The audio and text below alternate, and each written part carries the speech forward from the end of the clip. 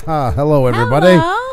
And welcome. It is Friday, folks. That is right. Why are we getting such a spike on our... TGIF. Yes.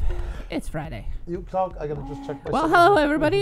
Joining us on your Friday night or maybe Saturday morning, depending where you are. Welcome to our channel. It is awesome to have you guys here, and we're going to have a great night, guys. Good to see you guys are all getting to meet each other. Great to see some new folks mixed in with the returning. Hope you guys have been enjoying yourselves, getting to know each other, all that stuff. It's a pleasure to have each and every one of you guys here. We're all in this together, guys. I love the Scott's Thoughts channel. Everyone connect with their community, connect with other communities, and help each other grow. Do not ask for support. Visit other communities, and they will get back to you. Exactly. 100%, guys. I'll bleep you for the community word. Yeah, I was kind of on the anti-community. I said that at the time. I didn't want to use community anymore. I want to say YouTubers because I feel it's being used inappropriately now. Not that you did. That was a big thing before I think you started coming here. I wanted people to think about using community. It was starting to become a divisive word and not an inclusive one. So I just wanted people to kind of think about it and think about how it's used and stuff. So once again, you didn't use it the wrong way. So well, who is excited for the weekend, Elma? That's right. Well, we are because we have an amazing guest today. Yes, guys. That's right. That's a gem we found on YouTube and connected with him, and he's amazing videographer and editor, Mark Holtze. He is an editor for many TV shows, documentary, scripted, non-scripted, reality for TV networks in UK, Canada, and US. He is a vintage lens buff and has a lot of passion to vintage home movies. He finds them, and in one of them he actually connected the people. Guys, this is going to be one amazing story, uplifting. You're just going to have to hear it. It's words can't put it into... I'm just sorry I left the wheel track on from yesterday, I realized. His day-to-day job is editing, guys. So any questions about video editing, definitely get them ready. I'm sure there's going to be a lot of those, and I hope that he can provide us some insight in how to do it or some good tips for beginners and those that are maybe a little bit more advanced into that as well. We all do that here on YouTube, so I'm sure it's going to be interesting for everybody here. Yes, exactly. Guys, you want to know what television? We've been bringing more and more people connected with the television industry and stuff like that, and that's key, guys, because that helps us grow as YouTube creators. You know, we start learning more and more about our medium that we all work with, and they are intertwined more than we think sometimes. Yes, Marcel Harding, I hadn't passed it on to him, but that's right. He wanted to say hi to the better half, so there you go. Thank you. Hello. Well, guys, yes, and please do share, do like, and if you're new, hit that subscribe button. We do appreciate that. It's Friday night, and we do appreciate you spending your time with us on this Friday night.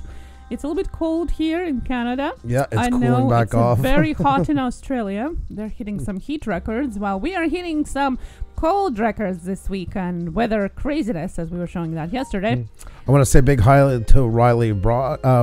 Riley Brock, welcome. Great to have you in here. Good to have new people in tonight. It's always a pleasure. And I'm going to call it all you guys' names in just a few minutes, guys. We'll give everybody time to come in and give you guys an arena size welcome for coming in. We really do appreciate it. The billion-plus channels on YouTube, all the things that come in real life. You guys chose to spend some time with us, and I promise you, our guest, you will not regret it. You will definitely enjoy your time tonight. That's right, and Scott is saying that he had to ring our bell again. Yeah. That's right. Make sure that you're still subscribed to us, even if you think that you had. Yep. And ring that bell. Check it twice if you had it wrong or not, because YouTube play tricks sometimes. So double check, as well as with other channels that you see in the chat here as well. I had to check on the Huntsman. He said we're... Holy God, man, you're growing like crazy. Yes, he is. Good for you.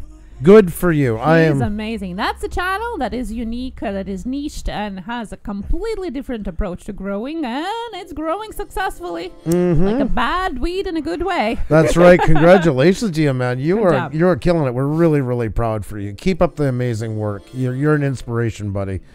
And Arizona Timeless Tourist just got back from happy hour with the wife. Well, isn't that awesome? Hope you guys had a great time. Hope it was a really happy hour. So, and hope it's a really, really happy evening to you guys. Joanna Plants, hello. Good to see you here too. Carol Coquetta is nearing their milestone as well. That is awesome. Keep at it, my friend. Keep at it. We usually bring people up when there's about 20 to go because I can only work so much. I wish I could. I'd love to be able to say to somebody, come up when you got 200 left to go and we'll put you there. But just always remember, guys, one side note is whenever we have a guest on, that we would never do it during a guest. It's the only time we won't do it, even if somebody was close. So that's right. And also today, I'm a little bit more stricter on our interview days on any subscription hinted sentences, sub me and channel counts and all of that. When we have a guest, I usually get that removed or timed out because out of respect to our guests. So please do that in the background if you do, and leave a comment on the channel that you're supporting. Arizona's Timeless Tourist, it's been happy hour for the last 23 years. Isn't that nice? Very cool. I hope you said that to your wife as well. That sounds I knew she's all. I knew right away she was going to be all beaming over that. And congratulations, you guys, and keep it up. Just My Fish, Push Studios, Error 404. Or what is this? I keep getting this one on everyone's bell. YouTube is going through a ton of glitches right now. They're probably doing more of their server migration. There's been all kinds of weird stuff going on, like channels having a bunch of likes, just showing one when there's a bunch, and can't get on. There'll also be more buffering, guys, most likely. So please be ready. If you buffer, don't suffer. Hit F5 on your keyboard. That's a shortcut to refresh. If you're on Mac, it's Command R. So F5 on a PC. Command R on the Macs. And Agnes M is asking, she wants a happy hour too. Does she need a husband first? That depends. Pauline Newman, hello. Hey, how are you, Pauline? Beautiful woman. The woman that sang girl. The most amazing birthday. Oh my God, happy birthday to you. I was so blown away. I am so proud of that. I just can't stop talking about her, telling people. And I also want to say, guys, you're going to see Terrell's artwork channel here. Terrell is the original Blue Wrench, and we absolutely love him to pieces. He was here when it was just him and almost nobody to even monitor. He became the first one.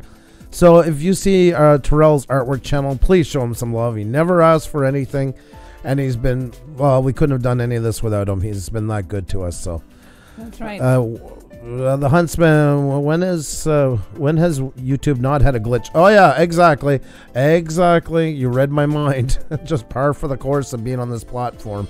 That's right. You know. That's right. Well, also, before we do a roll call of all of you guys, with a special shout out to each and every one of you that made to the beginning of our stream, we wanted to remind you about creator protest that we have joined, and maybe you want to join as well. I finally have included the links in the description of the video, so if you're interested to join the movement to spread kindness, positivity, and less bullying and more creating on YouTube, join the hashtag creator protest.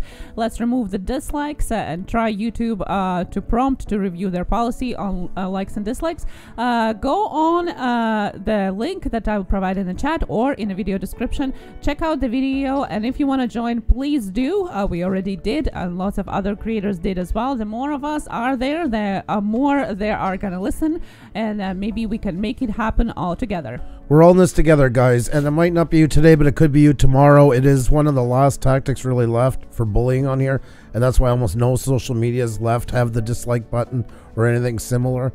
So I hope you guys can really get behind this. Let's make YouTube a better place. Who's your back outdoors? Tweeted out and selfie sent. Cooking supper. Oh, what are you making us? What are you making it? No, just my bell. Just my fish. No. It will come back, and then everything should be fine right after that. So, as long as it was hit before, you should be good. Right after the links to our guest, there is a how's it called? The stop sign for the car, and it says hashtag creator protest, and it has a link to it. I also just posted it in the chat. Good? Yep. Okay. All right. Sorry. I was just keeping up. So I want to also, now I missed it. Big Tiny and Goldilocks Hernandez. Just realized we have a wrench. Thank you. Well, you're very welcome, and thank you for being here. Guys, the secret to a great live stream is having great people in the chat, and that's what you guys are. You're all equals, whether you have 10 subscribers, 10,000, 100,000. We're all YouTube creators. We're all in this together. Coffee Talk with Rick. Hey. Yes, that's right. He have restarted his Coffee Talks. Nice. So that is cool. Good stuff, my friend. Good stuff. Congrats on that. Yes. Fingers crossed everything goes well with that. Definitely. Thank you so much for coming by. And I wanted to welcome again the Goldilocks channel because I met them yesterday. I dropped by the PSPR Paranormal and Panic Deep Paranormal had a conjoined paranormal equipment tech live stream that they're going to have on Thursdays now. And that's where I met them. So I'm glad you followed us and came back today. I see Mr. No's comment. That's why I was laughing. Wait, I am great. That's why I like you, Pusa Studios. So positive, LOL. Thanks for that. Mr. No is awesome. I love his channel. Thank you so much, Chucky Orange. I see as well. You two continue to inspire all of us every day. Thank you for allowing us smaller creators, beep, beep, beep, to have a place to connect with one another. We all are growing creators. There is no such thing as small because numbers are relative, guys. The stories that are behind the channels that have almost no subscribers are unbelievable. Exactly. And sometimes big subscriber count doesn't really say anything good about the person behind it. So really, numbers are nothing for that. Numbers is something for YouTube algorithm, but it has nothing to do with the person itself. Guys, I always compare everything back to the music business. And have you ever walked down the street by a bus stop and heard somebody playing a guitar and you thought, this guy is better than anybody I've ever seen on television? It's the same thing with YouTube channels. Some just haven't been the right to be noticed as much as they should. But it doesn't mean they don't have a ton to offer. That's right. We have brought to you lots of channels with stories that are amazing. That no problem, Scott's thoughts. Haven't just had a luck or time of growing on YouTube. Be well. Enjoy your meeting. Hope everything goes well. Yes, that's right. Well, guys, we are going to be shouting you out in a roll call and looking at your selfies. That reminds me, at hashtag Blue Range Group, post a selfie of yourself, or even better, a selfie if you're watching us on Twitter with hashtag Blue Ranch Group, and we're going to be showing you off, and we always love seeing your beautiful faces there. Most definitely. You guys are absolutely fantastic, and that's a great place, guys, to self-promote. Since there's none in the channel, in the live stream, do it there. You got merch and stuff like that. That's a great place to show it off. Throw on your hats, your shirts, your hoodies, whatever you got. Put a selfie up of you watching us, and if you can't do that, a selfie of you. Please make sure to include the hashtag Blue Wrench Group so everybody can see how amazing you look. So, oh, thank you so much, Gussie. Yeah. Oh, yeah. Last night, that was awesome. I loved it. I'm so jealous. I wish I was at NAMM, but... Arizona Timeless Tourist, we try to bring these people to you. We meet them so we can bring them to you, and let's connect to each other and broaden all our horizons. I can't even talk today. So you can say that you know these people as well, and you can connect with their channels, with their personalities, and get to know what are they doing, and maybe get inspired as well. That's what we hope we can do for you here on our channel. And just wanted to remind you for like and share if you haven't yet, and if you have, thank you so much. And if you're new, subscribe to our channel. Double check if you're still subscribed as well. And guys, if you can hit the like button, if you can tweet it out, all those things, that would really, really, really help us out a lot. It helps the algorithm, helps get even more new people coming in here, it helps everybody. We all need new blood, guys, to make everything work for everybody. You know, it really is important. So let's try and get as many new people as possible. And once again, that's by liking, tweeting it out.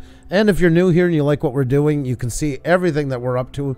Just go to our About page, and you'll see all the schedules. We do interviews. We are on 6 nights a week, Sunday through Friday.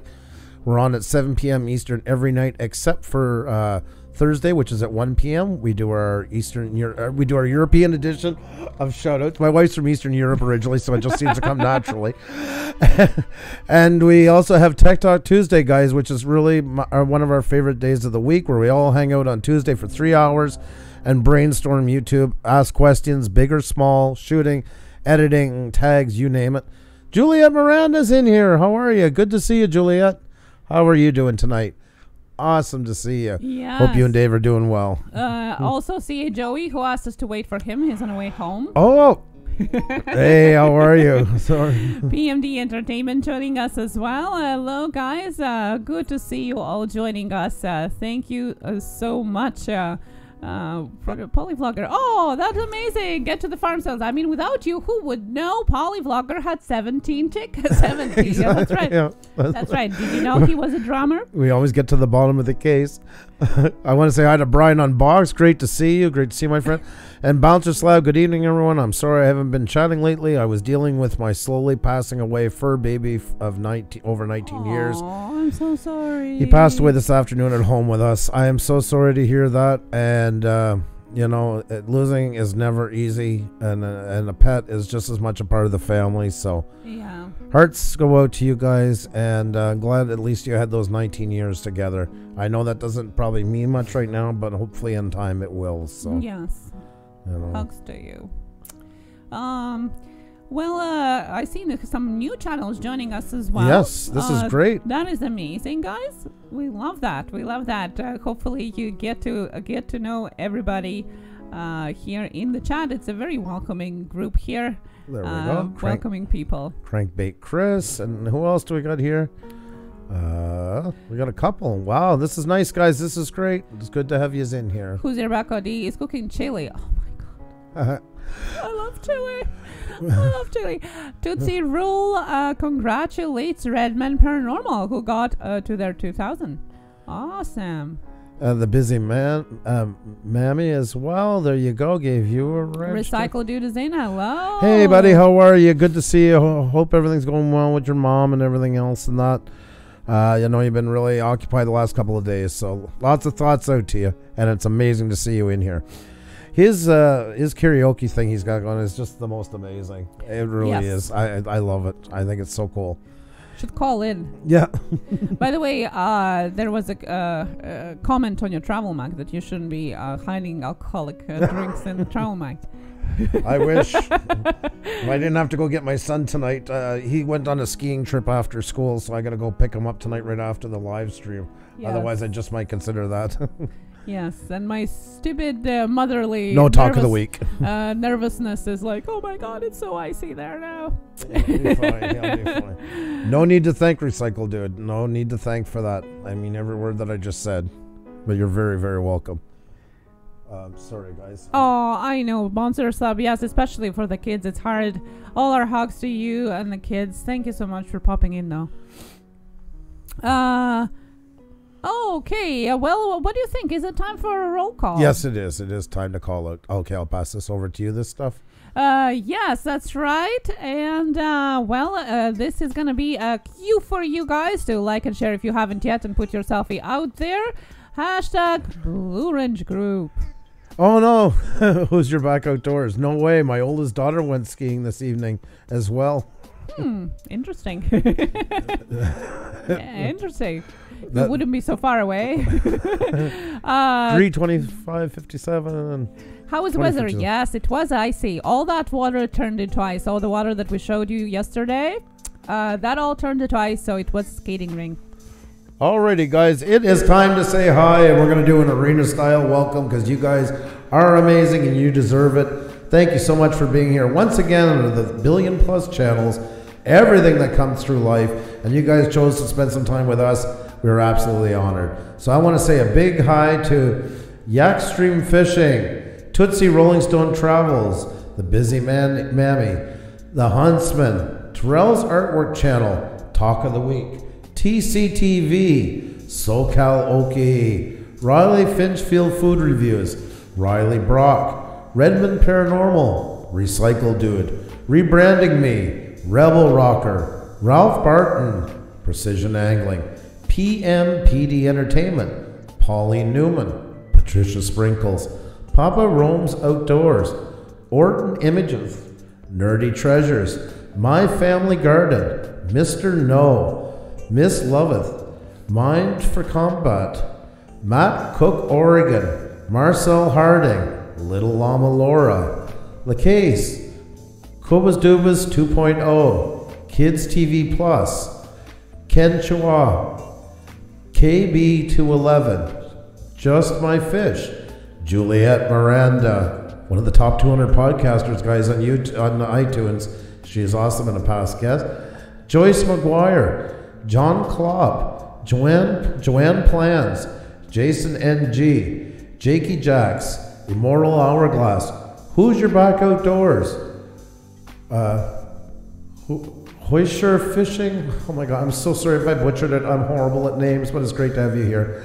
A High Life for Today is here. Gussie Wells, Green Street Recycling Man, Gree 2057, Good Cemeteries Gone Bad, Get to the Farm, Elma, A. Joe, Daffy Dubs FPV, Crankbait Crisis, Chris's World, Chalky Orange, CJ Vid, Brian Hooper, Brian Cote, Brian Unboxed, Brown Eyes Gaming, Bouncer Slap, Bobby Sidhu, Atlantis Paranormal, Ashley Beauty, Tornado Gaming 234. A big welcome to each and every one of you, and if I missed anybody, please say hi and highlight our name so we can definitely give you a welcome you deserve. So thank you so much for being here, every one of you. I see Dirty Operations. Ira Z is in here. This is Busy Mommy. Restaurama Videos. Thank you. I got stage fright on his name. Bobby Sidhu, good to see you again. Vexicore. She rocks. Awesome, guys. And if you listen to us on your headphones, please say hi in the chat if you can. And if you can't, that's okay too. Be safe and enjoy your Friday night or Saturday morning with us. Riley says it's minus 38 in Winnipeg tonight. Yeah, that's cold. It's crazy. TCTV, by the way, sorry you didn't come on the list, but great to see you, and thank you so much for posting the links. As always, you're awesome. You guys are the cream of the crop, the best, and honored and proud to know all you great channels. Thank you so much for being here. And like I said, guys, you will not be disappointed. We have an awesome guest tonight. And the nice thing is there's always people creeping in, so you're hanging around, you even get to meet them too. Just keep it on the down low, and please, no asking for support. I always say treat this like a comedy club. It's normal to sit at your tables, lean back, talk to the one beside you. I'm going to take off this echo now. I think everybody's we don't need so much of that tonight. It's not the wheel night. The Busy Mummy says Chicago is minus 25. Ooh. Juliet, you're freezing too. We have G Mama's World in here. Ashley Gurmit, I hope I pronounced it properly. Welcome. Who's there back? Yes, please do. I love chili. Me and my son, like my husband and daughter doesn't eat chili. Thanks God, because then we can just share. Our son and I would just make the whole pot and eat it together. Joanne Plans, be respectful to the guest and Pusa's taste. Yes. Thank you so very much. We want everybody to have fun, and we can do that and just talk on the down low, guys. Gone Diggin', how are you? Great to see you. I got Roger in here, Canadians Drone Up, an awesome channel. I frequently go to Canadian Drone Hub in the morning and hang out with Roger, and I just love it there. My Family Garden, that's right. We just met the other day, and it's so nice to have you here, and I hope you have a really good time getting to meet everybody. It is a pleasure to have each and every one of you guys here, whether you just came tonight or you've been with us since the beginning. Once again, guys, speaking of the beginning, you do see Terrell's artwork channel. He is the original wrench before there was anybody else to give wrenches to. So please show Terrell some love. He's been so good to us in every way and never asked for anything. So just let's keep him going. So, oh, just woke up from a power nap, Shawan. Excellent, excellent. Well, great time to have you. Great time to have you. I hope you're all rested and ready to go. We're going to have a really great guest, guys. He has a TV production company. I guess it's a fair thing to call it. Yep. You know, it's this guy is once again, he's one of these guests that's going to blow your socks off, guys, and you can pick up a lot of tips along the way. Yeah, so you're not going to want to. He's an owner of the major TV production company that does TV shows for major networks like Food Network and major main networks for UK, US, and Canada. So I mean, the experience in editing and production is amazing. Talk of the week, I saw the ladies mod blocking everyone from the raid yesterday. Yeah, they're not used to getting raids. That happens sometimes. They got it afterwards, and everything was fine. Yeah. I think it was the first time they got the raid, so it happens sometimes. But it all got solved out. So it was very, very happy. Yeah, and I stayed there quite a while there. It was really interesting. Priscilla Priscilla Neela, welcome. How are you tonight? Great to see you in here. Joanne Plan says, I'm so pumped for this guest. My favorite part of YouTube is editing. That's right. I really hope he can share with us some really good tips on editing that we all can use here. He's also a buff for vintage lenses and also home movies. He finds these home movies for the 1940s, 1950s, and then creates a story from them, and sometimes even connects the families with the long lost home movies. Isn't that amazing? Priscilla Neal, I gave you your wrench. Great to have you in here. I have to hold it because once Xenia gets going, sometimes the chat will just move by. So I want to make sure I can still say it. Well, thankfully for you, I have a little bit of cold, which I do apologize to everybody about running nose. And I might be ducking a lot, so Yeah, I she's can't not talk feeling for well. long stretches of time. So that was a short stretch, folks. Welcome to my life. Welcome to... That couldn't have been many better said. As honest as can be. I love that. I'm going to call this Confessions of a Chatterbox. Oh, maybe we should do a live stream on that. Yeah. Talking for an hour and a half about how you have a cold so you can't talk so much. Yeah. I like it. Yeah. I like it. It's avant-garde. Well, guys, I guess it's just about time to bring our guest on. Once again, if you haven't hit the like button, guys, please do. If you haven't hit the subscribe button, please do. And if you can, tweet it out and tell some friends. That would really help us out a lot. So, Jerry Giggle, it's been a bit. How are you? Hey, do you think we should look at the hashtag Lunarships selfies? Yeah, that sounds so tacky. It sounds like an old 70s show. Oh my! I wonder if there's ice cream in that fridge. God, what a segue. Well, I was kind of trying to lightly hint on that. Oh, look, I found some pictures here. What?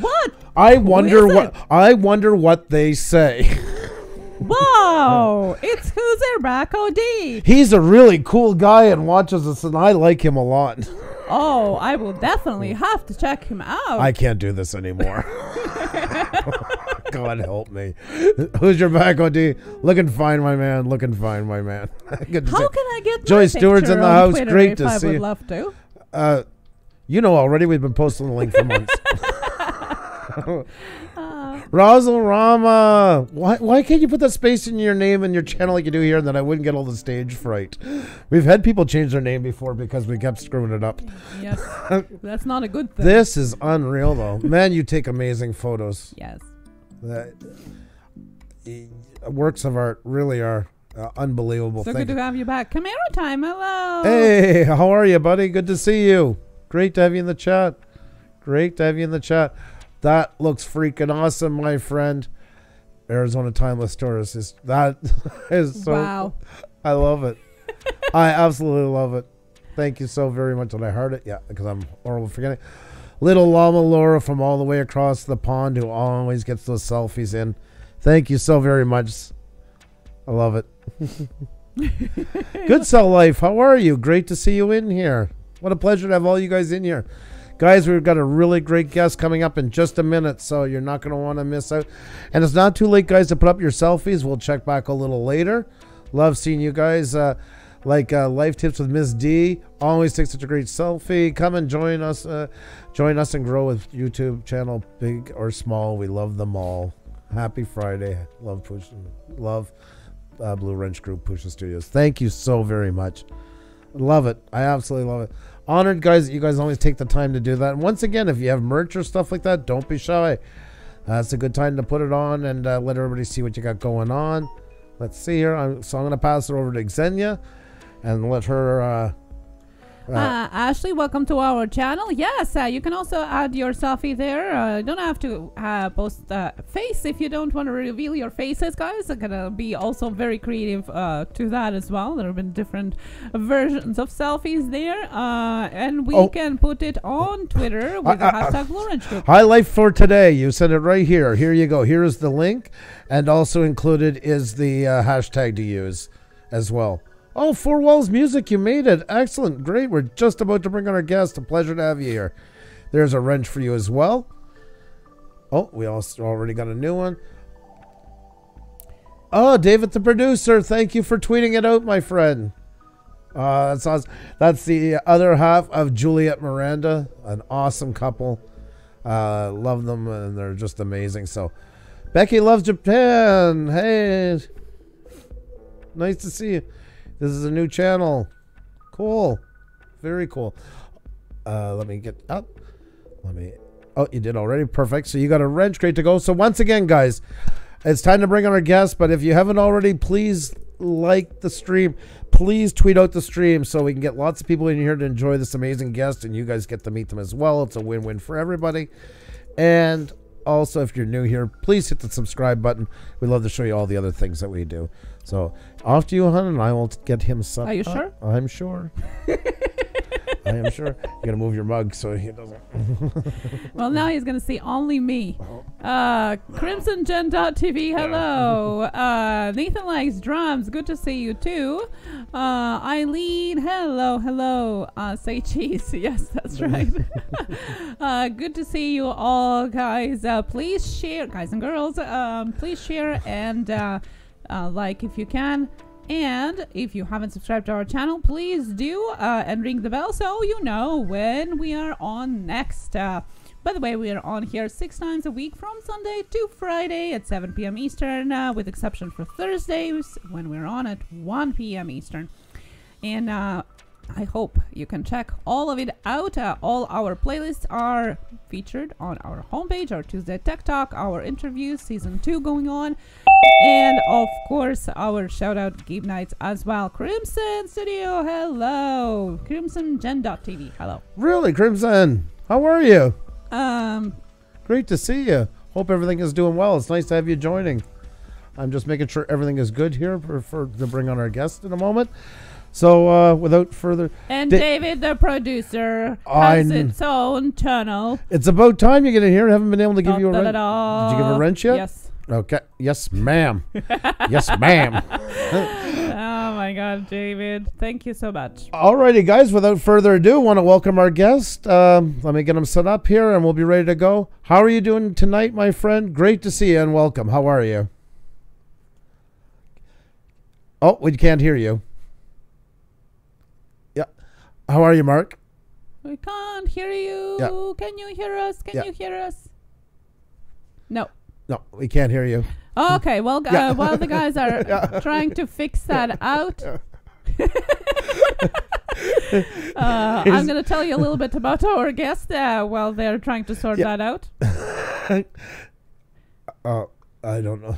Yeah, we'll come back for a second. Yeah, it's good comic relief. I like that. So yes, that's right. I'm going to tell you guys how I got to across this amazing channel, an amazing person behind it. I always call Joey our talent seeker because the stuff that he posts on his Twitter when he finds amazing people out there is just it's gem every time. So one of these days he posted a tweet of the video that was crazy amazing. The person in the video found old vintage home movies and actually tracked down the people whose families movies they were. Movies were like 60-year-old, and he went all the way through the trouble of finding people, the family whose images were there. So I watched. I was in awe. I thought it was okay, I think we got it. There we go. Oh my God. How are you? I'm so sorry. I had it in the app. Anyway, so we're good now. Well, it's great to have you in here. How are you doing? I'm well, thanks.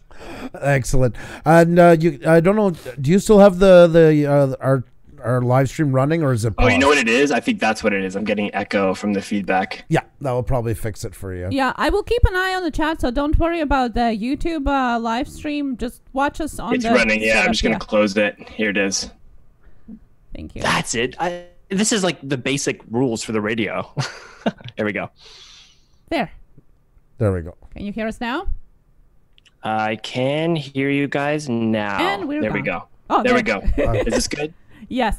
I think we're good. I'm so sorry. I thought I had everything prepped. I'm like, I'm ready to do this. Let's go. Give me the call out. And then I'm like,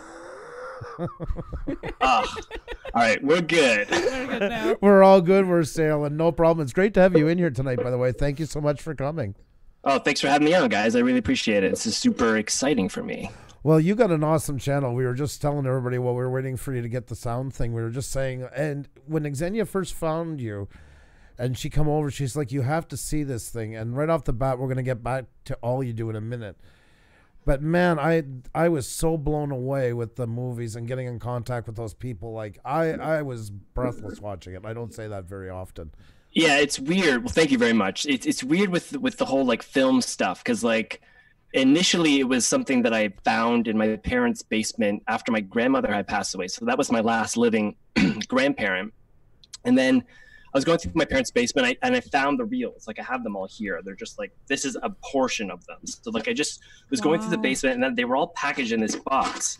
And then next to the box was the projector, right? So like, does the projector work? It probably doesn't work. This thing looks like it's from like 1952, right? Plugged it in, turned it on, it worked. So it was just a matter of like threading this stuff and projecting it. So I did that with my family. We watched it. It was unbelievable. And then there's so many reels. So, and they were all kind of labeled like Banff 1964, Prince Edward Island 1962, Vancouver 1964, right? So I'm like, oh my gosh, that's so cool. Like he traveled all across Canada in the 60s, and I need to see this. This is my great grandfather, by the way, which he passed away when I was 1, so I never really met him. So like I was going through the reels and I was seeing this viz that I'm like, oh my gosh, like I feel like if I shared this with people in Vancouver, they would like, there's probably somebody who grew up there in the 60s who this will connect with. So that's where that whole thing sort of started. So I went through all the reels and I just recorded them off the projector. I set up my camera and just recorded them. And then I kind of like bookended it with like, here's a little intro slate, there's a little extra slate, just put some music and added some sound design. And then I shared it with like the Reddit groups in Vancouver and whatever. So like that caught on really well. So I was like, that's interesting. The reactions I was getting, the comments I was getting on it, like, oh my gosh, like I haven't seen this since whenever, or I remember when it was like that. So I was getting a lot of engagement on the video. And then it's the emotional reaction that people were kind of like conveying to me that was like, this is kind of what makes YouTube sort of special. And I always kind of used YouTube before to like how to do something, how to frame a house, or how to frame a wall, or how to like whittle with electrical, or how to take a stuck tire off a car. But like I was bear witness to like the comments that were engaged, like truly honestly engaging with people, and that to me was like, I gotta do more of this, right? So that's where that kind of started. And then from there I kind of ran out of the reels and stuff, and I was like, well, what else can I do? And then we'd worked on this project a few years back with finding these reels, and that's for that story you were referring to with the gentleman who was kind of like, whose story was inspired the film The Awakenings, right? With Robert De Niro and Robin Williams and why am I gapping on his name now? It's Robin Williams and it's Robert De Niro. It is Robert De Niro. I'm so horrible in that kind of stuff. I wish I could. Yeah, I mean, I think anyway. So like, I just thought that was so interesting. And there's an example of this flea market film reels that were lost to this family. And then to see the reaction of the gentleman who had lost his father was in the video. He was really, really emotional with it. So I was connecting essentially to this memory that he had long since seen. So we take for granted everything we shoot now. Everybody has a camera. We're recording video all the time. But like in the 60s and the 70s and stuff, like not everybody had a camera, or they did, that you would, 50-foot roll would span 18 months because you'd only roll like 15 seconds on something. So you'd have a glimpse. So one roll would be like Christmas, and then it'd be like the spring, and then it would be the next fall, and then it would be the next Christmas, right? It's just really interesting. So sharing that stuff was kind of cool. And then the engagement that happened with it, and that kind of like, I mean, being kind of into the film and television world already, that sort of just segued into like the whole quality with vintage lenses and like what I could do with those. So yeah, I mean, that's that kind of long story. No, but it's a fascinating one. You know, the more I've been thinking about it, you know, because I was trying to think of, you know, like you say, like bringing it onto YouTube, and we live in such a dynamic media age where we're constantly just bombarded with all the senses, you know. Definitely. To have these old footage, why I think they're so intriguing is it's going back a bit and finally slowing things down for a moment where there isn't the vocal narrative to go with it. There isn't the music track backing it, to just to kind of lose yourself in the moment, like when those were filmed, Exactly. And that way it can relate to more people. Like the East Coast really resonated to it really well. Like the CBC picked it up. CBC is, you know, the CBC, they're like a national broadcaster here. They picked it up and they ran a big thing on it all across Canada, basically. But the East Coast, I mean, there were people in that video. There's like somebody who's like bagpiping on the film next to my great grandmother. And a gentleman had commented, that's my grandfather, and he was known as the bagpipe man. And then he gave me his whole backstory on that. I'm like, that's crazy. That's somebody who knows somebody in this random film that was buried in a basement for like, I don't know when the last time it was screened. So like screening it, just giving it new life again and kind of seeing it projected was one thing. But the fact that it's connecting with people and then letting them see their loved ones, like, I don't know, it was a big thing at the time. Like I was like, this is amazing. Like I was up like next reel, and this projector's dying. I got to find another projector. So I found another projector that's not quite so old and just kept it going, you know, until I was out of reels. Sadly, I'm out of reels.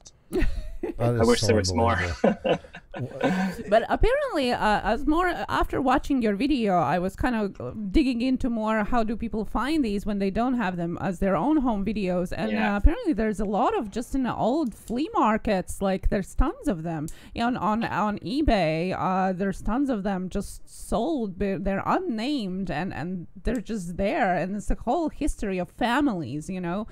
And it's just out there, it's almost sad in a way. It's out there, unnamed, you know, anonymous, but it's sometimes really private moments of those people, right? And absolutely. I mean, you kind of wonder how they ended up here. I mean, that's the thing. There is a story in itself.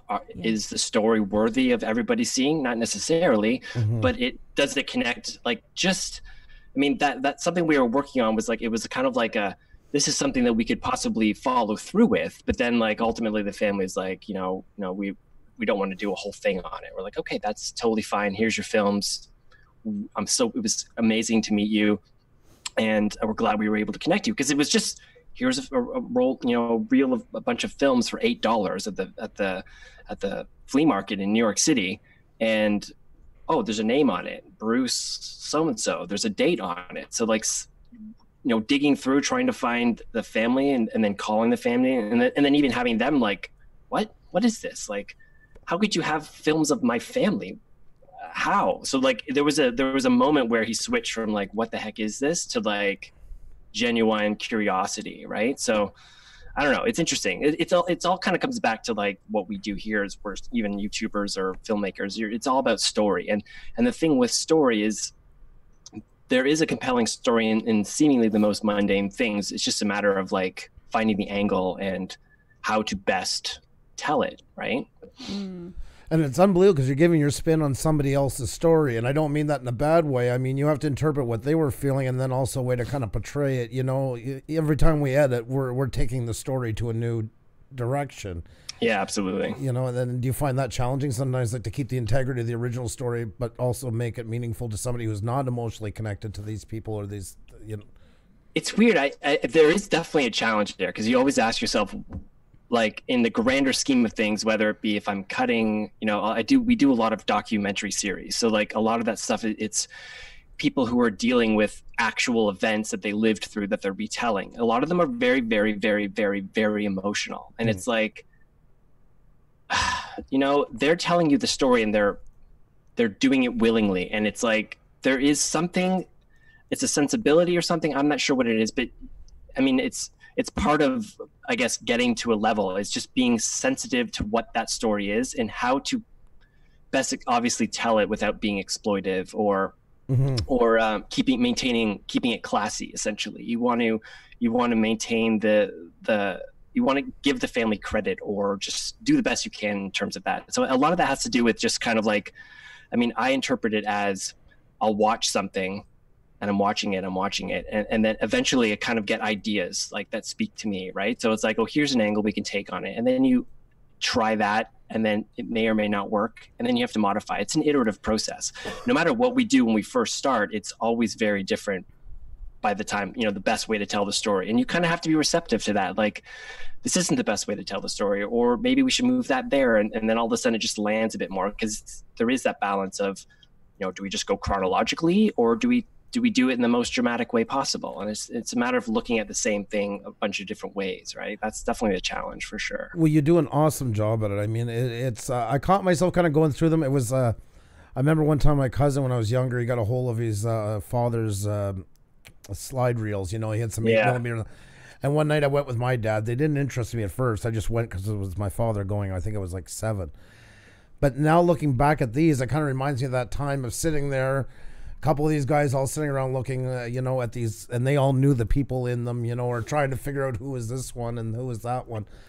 But a nice feel to it, you know, a really nice feel. Yeah, it's cool. I even just being able to like show my dad and my dad's brothers and my uncle, my aunt, or my 2 uncles, and I kind of wish that I had done it sooner, because like the one kind of thing this whole thing answered was a number of things. I won't go into the whole detail. Is one, like I got to know kind of where my love for film and my obsession with cameras, which I've had since I was a kid. Like I wanted to do this my whole life, like as far back as I can remember.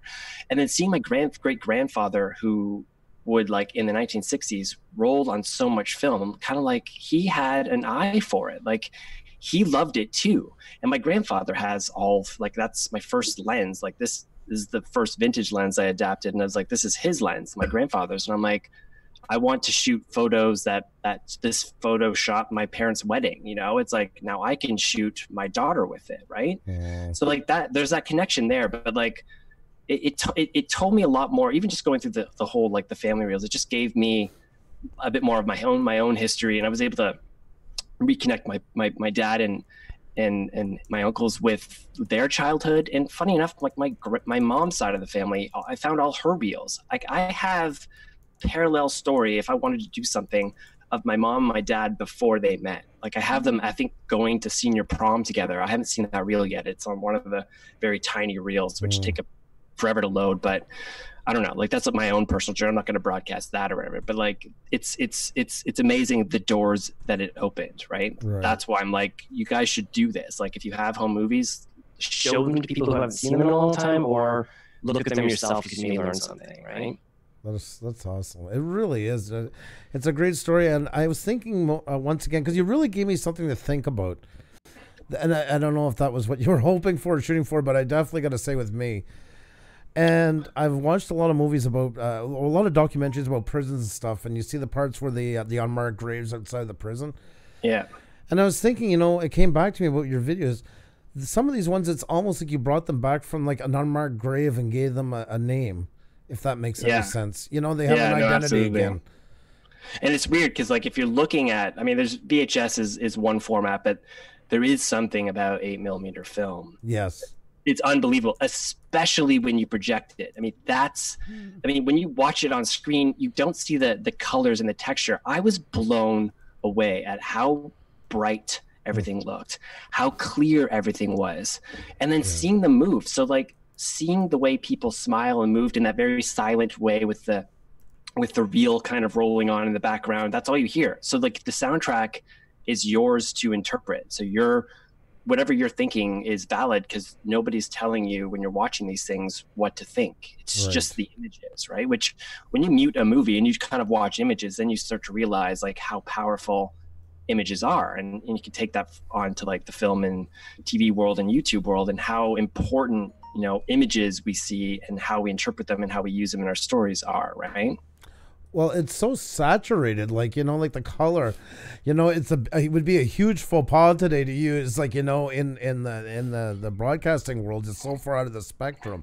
Oh, I know, it's unbelievable. It's like it's on fire though. Like I was showing, as you're talking, I'm showing some of the reels, little bits and pieces to people, and it was the Prince Edward Island one.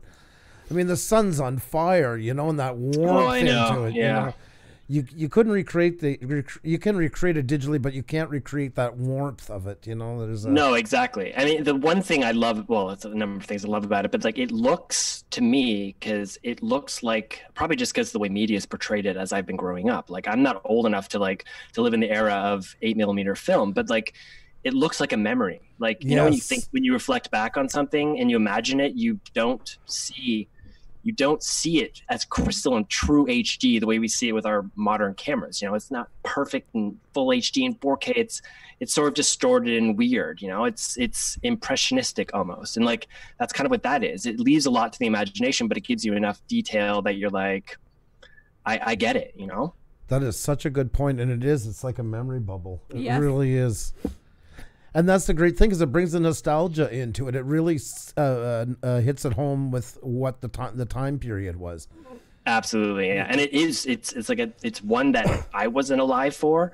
So that is like complete, like it didn't exist, you know? No. It doesn't exist in my world of things. So like the fact that it's on this like format just makes it even more interesting. And like, I mean, I picked up a Canon 814 AZ Super 8mm film camera not like a year ago, I guess, for like $80.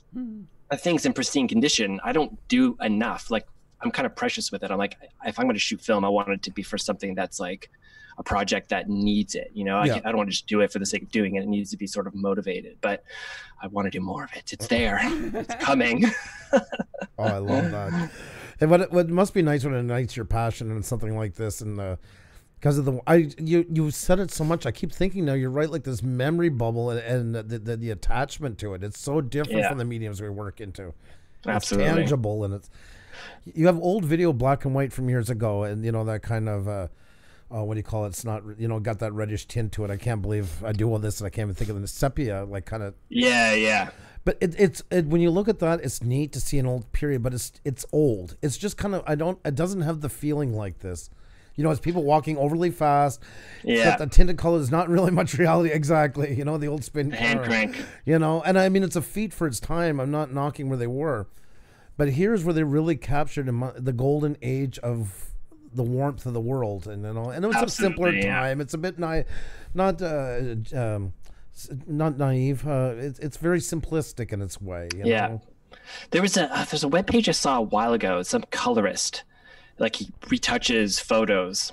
Oh, I wish I knew his name off the top of my head. I'll post it in a link somewhere when I find it. But like, there's images from like Russia in like the 1890s, early photography era, and they've remastered the colors and then cleaned up any of the kind of the grit on it. Okay. And it looks like you're looking at a photo taken yesterday, but like everything about the way they're dressed, the way they look, you can just tell it's old world. It's like what Peter Jackson did with this World War I stuff. He brought it all back to life. Like, I'm dying to see that, right? Because like black and white is not, I mean, it's nostalgic, but it doesn't connect us in the same way. Like when you're looking at, and especially the way everybody's walking really, really fast, it's kind of like it's almost like cartoonish. Is that real? Yeah. Is it real? But I don't know. I find it's hard to connect with it. Yeah, but there's just something about images of the past that I'm just obsessed with, because I just love, like, what was the world like then? How do people live? And you get the sense from the grander scheme of all these big social events that happen in wars and the news and stuff. But like, you don't know how everyday people live, like how we live every day, go to work, this, and today I did this. And I'm curious to know, like, kind of what people did back then. And the pictures are a good way to connect to it. It's impossible to get the daily life stuff, but yes, definitely. And you just mentioned Peter Jackson's documentary. Actually, Sonny Greenwich actually put that in the chat too. They Shall Not Grow Old, right? Is that the one? Yeah, that you're that's talking it. About? That's the one. Yeah. Yeah, it's just coming up on 1st of February. That's amazing. I'm looking forward to it as well. I think especially even more than pictures, the moving pictures, the movies have even more of impression of the times there. You know, because you can see the face expressions, the smiles, the whole picture is a picture. Yes, it tells a story, but video always gives a little bit more of the input of what was really going on, what was the mood there, the real one, not your interpretation of it. Exactly. So it's definitely something that I think you can't fake by, like you were guys saying, like by putting a new LUT on it or whatever, editing in the way so it looks like that. It's impossible. You have to have that original make of it to actually feel it through, I find. Yeah, absolutely. I mean, I think that's the main reason why it's that kind of love of the moving picture and like what you're able to do with it is why I kind of went into film as opposed to photography. As much as I like photography has always sort of been a hobby for me, but like it's always been about moving pictures, like video record wherever I can and then craft a story from that after the fact, right? So this is so phenomenal. I'm just so blown away by it, and to get to hear your take on everything, and I could just feel the passion into it. it's that much more richer after hearing you talk. I know, like, get me talking about this stuff and I will go. Like, that's why I was like, I love talking shop, as I call it. Like, it's weird when you're kind of like talking to down the barrel of a lens on a camera, and it's like, it's a one-way conversation. I'm trying to break into that. How can I really, like, without rambling too much, how can I really get to the core of it? I'm still trying to figure that a good portion of that out, but like, that's why an opportunity to do something like this is always, I'm game, always. Well, we're honored that you agreed to come on tonight with us like this, and I think I'm always looking for that extra, because everybody used to say, especially you've been on YouTube for a while, and you always say, you know, I went to YouTube because I want to see something different. I want to see something different. This is different. That's what's so nice about it. Well, like, one thing I love about YouTube, and it's so weird, because I think I missed the boat in terms of the potential of it so early on. Like, it takes, like, I already know how to shoot and record and edit video. Like, I've known how to do that for a while. So yeah, I'm surprised I wasn't a bit more cognizant of the fact that how I could use it to do, you know, enhance what I love to do. But like, I was so focused during that time, like, because this industry, the film industry, it's tough. Like, it's hard. You work as I run my own company. I'm contract by contract. So you're only as good as the last show you worked on, and you're always kind of looking for that next gig and all that stuff. So like, I just, I'm kind of ashamed that I missed the early days. I feel like I'm learning a lot on the platform, but I'm glad it exists. I don't think there's a better time, if you're into media, to live than now, obviously, because the opportunities this platform can offer, you know, be it business or be it fun, it's kind of there. It's almost unparalleled, you know. Like, what other platform gives you a chance to like host your videos for free and then engage with an audience? And then if you want to make money, you can actually make money doing it too. Like, I don't know. And it's a great way to teach. And I don't know. I think it's a fantastic platform. Huge fan of it. I'm kind of like you. I studied editing in 2000. And once I worked for a big music company, we started using it in 2007 to start putting up some videos about product and a few things. Yeah. And I look back at it too, and I'm like, why didn't I jump on this bandwagon? It was everything I was looking for, you know, and I did go watch it, but it was, I don't know why. I kind of look back and I don't have a clear answer why it never really clicked. I know, I used it all the time, but I never thought I could make content for it. I don't know why. Again, it was probably because I was so focused doing the other thing. Like a good chunk of that time was like, am I good enough to do this show? Am I good enough to do that show? I have to like there was a lot of learning, and I'm still learning. Every show I cut is a completely different experience. I go into every show, I'm like my first week on a show, and I am terrified the same way I was on my very first job, like out of school. I was just like, really? How am I going to get this to that? Like, I don't know the people yet. I don't know the story yet. I don't know the way they speak, because like, I mean, editing is crazy. I saw a few comments before I came on. Like, it's a crazy position, because you have so much power over how people interpret things. And it's not just you're sitting there pushing buttons with somebody behind you telling you what to do. Like, the best editors have a mutual respect with their creative teams, that it's a shorthand. It's like, you have to do a whole bunch of work before they even look at it, and they need to look at something that looks and sounds really good. Otherwise they're just going to shred it. Because like, even with like dramas, like, you'd be surprised how performances don't line up, and how much zhuzhing you have to do. It's a word we call messing around with frames and stuff. How much work you have to do to really make that performance sing, because inherently you're shooting, you know, if you're on set for like 14 hours, take long setups and stuff. The emotional flow of a scene from the scene changes based on like the actors and the setting and all the production drama that goes on, right?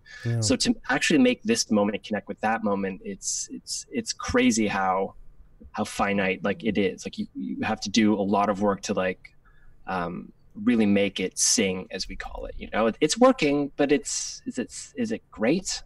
Not yet. It is. No, and it's a very good point, because I mean, editing is kind of like reading a text. it's very easy to misconstrue the message if you don't put it or portray it properly, or just cutting out that tiny pause can bring in a lot more emotion towards anger versus sympathy and all these things. Well, editing creates a story. You can make 10 different stories out of the same footage just by editing.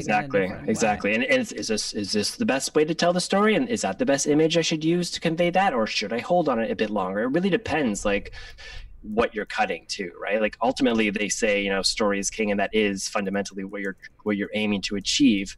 But then you have to make everything else line up. You have to make, it's like an orchestra or symphony, you know, like, I would say you're the conductor, but you're not really, but you sort of are. Like, obviously the director and producers and stuff have a say in it, but like the percussion and then the brass and the strings all have to line up perfectly. And so that's the music, the acting, the script, the cinematography, all that has to line up perfectly in order for you to be lost in, you as the audience member, to be lost in the story being told. So the whole point is to, like, don't be cognizant of the editing. Don't be cognizant of the sound. You're not supposed to notice that stuff. You're supposed to, like, forget what you're watching a movie and just fall into the story. That's the goal. You know, like, that's where there's a big fundamental difference with, like, do you want to edit and put transitions over everything? That's fine. But, like, every time you put a transition on something, like a flashy sort of transition, you're making people aware, oh, there's an edit there. So they're actually getting kind of momentarily pulled out of the story. It's really strange. Like, it's weird. It's made, like, the transitions are good, but like when I was just starting out, I was throwing a lot of VFX on my cuts, and I asked a senior editor at the time who I was assisting for, and I showed him a cut, and he's like, one word of advice. He's like, take all the transitions off. Every transition, get anything between cuts, get rid of it, and then watch the cut. And then he's like, because I think your transitions are hiding bad edits. And I was like, what? Bad edits? Okay. All right. So I pulled them all off, and then I was like, oh yeah, I can't cut from that shot to that shot. It doesn't. It's jarring. So if I cut from this shot to a close up to that shot, then I can do that. So you start to move stuff around, and then it becomes like just, I don't know, you can still put transitions and stuff on. They just have to be motivated. But it's a good place to start to, like, focus on just how the images themselves cut together. Are you telling a visual story, right? It's very good, and that's something I'm telling a lot of people. I mean, I'm not in the position you are, but I tell a lot of people, you know, transitions and effects should be like sprinkles on a cake. It's not made to make the shot. It's made to just kind of enhance it where needed. Punctuate. Yeah, exactly. Yeah. If the slider goes to 10 or 100, don't go there. Like, keep it very light. It's true, because, like, I think, like, In the Blink of an Eye was written by Walter Murch. It's one of my favorite editing books, and it's funny because I wanted to read that for so long, but every time I went to the bookstore, it wasn't available, and I should have, like, I'm talking, like, going back to, like, college days. So I finally found it, like, 2 years ago at a Chapters. It's just the only copy there, so I picked it up and I read the whole thing, and I'm so glad I waited, because I guess it would have helped me when I was younger, but, like, I didn't have the experience to be able to agree with, or for it to be able to resonate as hard as it did. Like, Walter Murch is, like, one of the industry's best editors, and he basically describes edits as, like, blink, you know, like, when you kind of, like, look over here, you sort of blink and you create a virtual cut.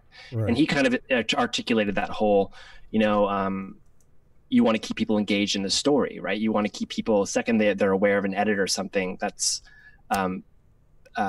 then you are kind of ruining the experience for the audience to some degree. And he's talking about narrative films, right? So, like, you're supposed to be lost in it. But it's just this, I could go on about editing forever, but it's a very, like, specific role that has a lot of, you could do so much with it.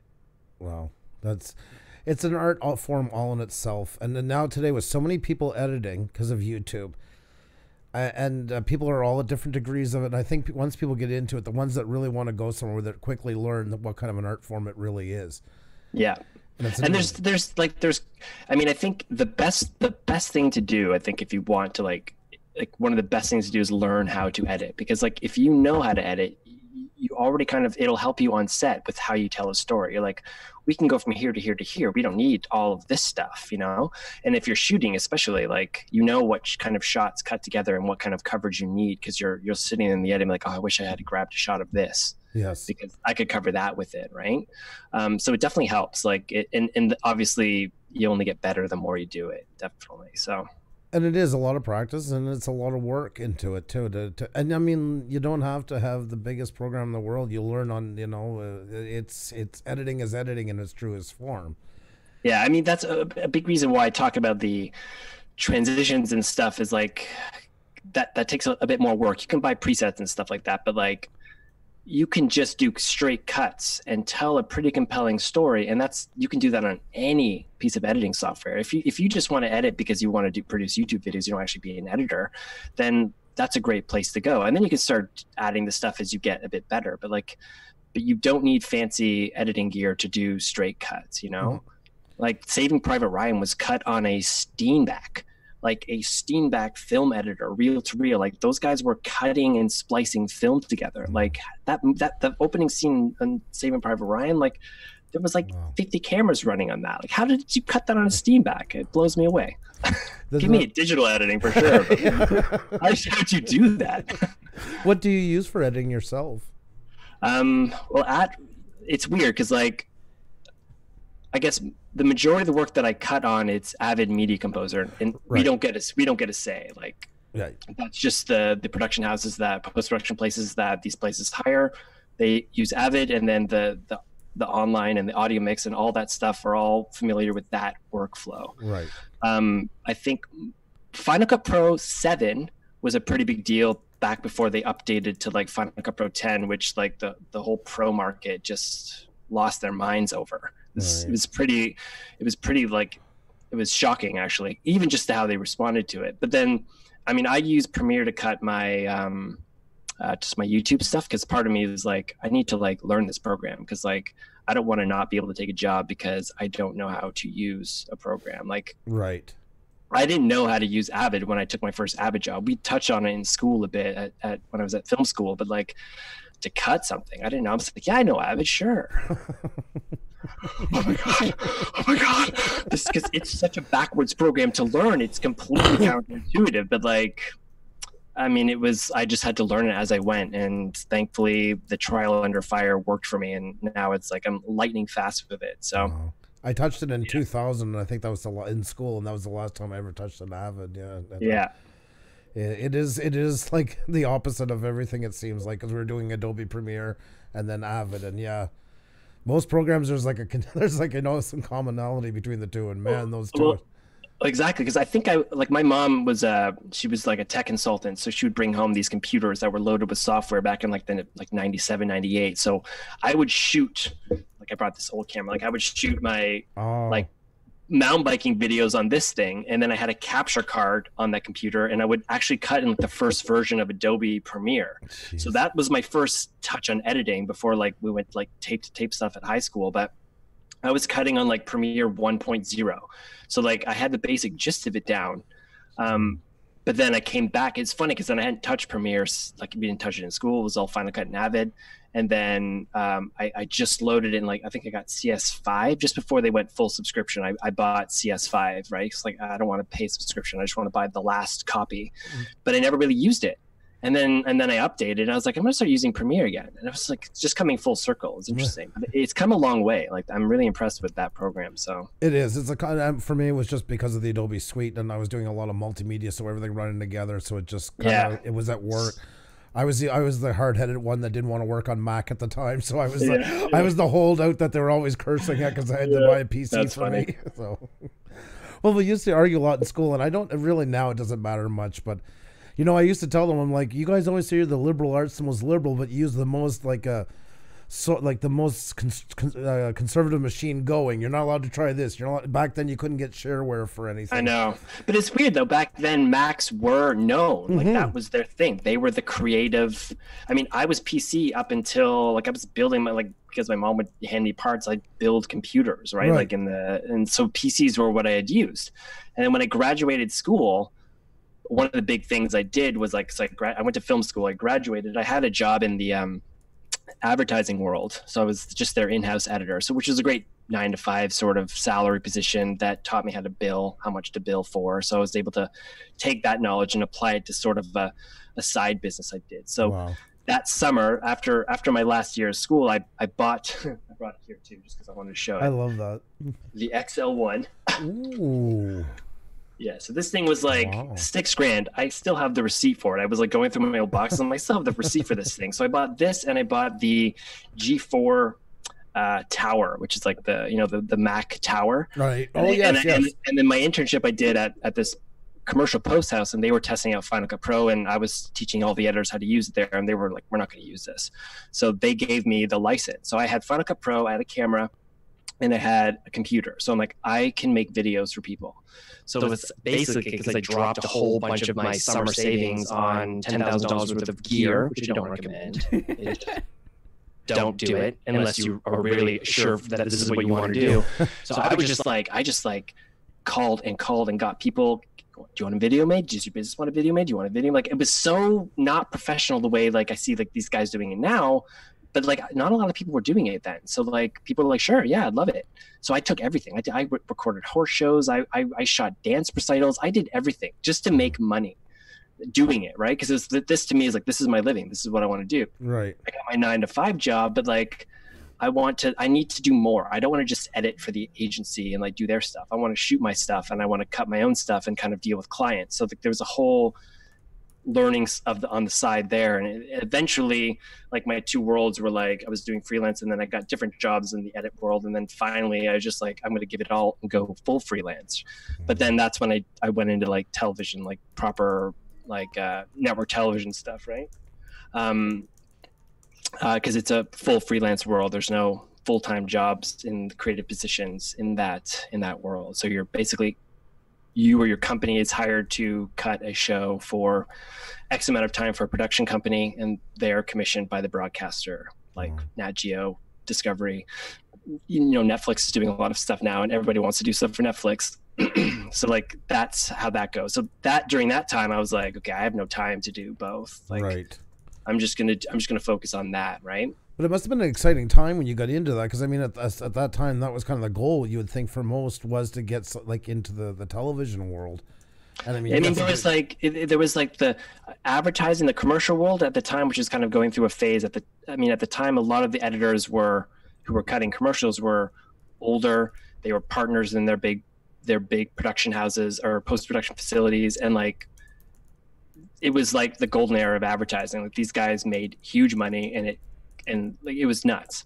But like, you had to like assist and edit for them for like 10 to 12 years just to even get a relationship with the client that they would be like, wow, okay, you can start cutting our stuff. So I was like, I don't really want to do this job for that long. That's crazy. So I kind of took the back road. You guys are familiar with much music, because you guys have come there, right? So, I mean, they at the time were like a huge opportunity, because like that was a bunch of young people who were given a lot of responsibility. Like Chum was like, young people, tons of responsibility. So like, you were basically thrust into this environment. That was like the position. I was like, yeah, I know Avid, and I didn't, and I learned it, but like, that's where I learned all of my skills. Like I got to work with amazing people. I was like challenged to the nine, like on the brink. Right. Right. And then doing that kind of job for a few years, that kind of got me to know, it's all about who you know too. So it got me connected with people. And then eventually I was like, hey, let's go full-time freelance. I'll get rid of the full-time Much Music job, and I'll start cutting shows for HGTV, and then Discovery shows come up, and then A&E shows come up, and stuff like that. So it's been pretty cool. And then like you meet people, and it's like, oh, come to England and cut this Nat Geo volcano doc. And I'm like, oh, okay, is that cool, wife? And she's like, yep, go do it. So I was like, that was fun, because editors, we never travel. Right. We're in an office for 3-4 months, right? So bunker style, like, it's...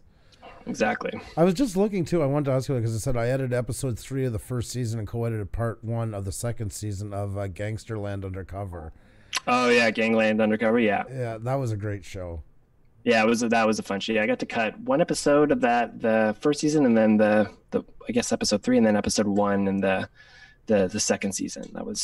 That was like my first foray into full on drama, which was I thought would be easier, because I always thought like documentary editing was harder in a way that like you have a ton of footage, right? And then you don't really know how everything's going to come together until you start putting versions of it together, right? So it's tough, but like scripted offered a completely different set of challenges that I was like, because I'm turning stuff into, I'm turning like a bunch of nothing stuff into like gold with documentaries. But then like, I mean, me and the team essentially, but like with scripted, it's like there's a script, the script is embedded, there's actors who've said the lines, it's all gonna work, and it does. But like I really got appreciation for like how challenging it is even for actors to like do the roles, you know what I mean? Whereas before I was like, oh, acting's not hard, but it's not easy either. But now I'm like, no, it's hard. And did you the whole thing's hard. And because the lines are there, do you find like the editing was more rigid because of that? It gives you less freedom? I think so. Like the one thing I did notice actually was how much something changes when you have it on a script and you've got it all on a script and you read it, and when you put it on screen and you hit play. Right. It's like, okay, we've got the script cut, but the story's a little bloated, or it's not funny, or it's a little fat, or it's a little this, you know? So you have to like, it's amazing how much you have to trim and rearrange based on that script for it to work. Right. Like it's really amazing. Like nothing you see is really, I mean, there's some stuff I think that, there's some network stuff I think that's like that, but it's usually not good enough from the script. You have to like revisit it a number of times and recut it. That's what makes it so challenging. And that's where it's like, you kind of have to be able to bring it.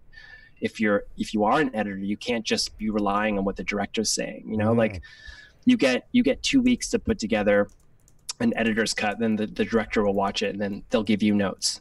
Do the director's notes, and then once the director's satisfied, it's got to go to the producer, and then it's got to go to the broadcaster, and then there's sets of notes through that whole process, which is essential. Like you'll never get it right the first time. Right. And it's also perspective. Like you're getting a lot of different people saying their interpretation of things. So like if you have tunnel vision kind of working on something and you're like a little too close to it, you need somebody to like watch it and give their feedback. I mean, even for my YouTube videos, I have a friend of mine who I trust and whose opinion I value.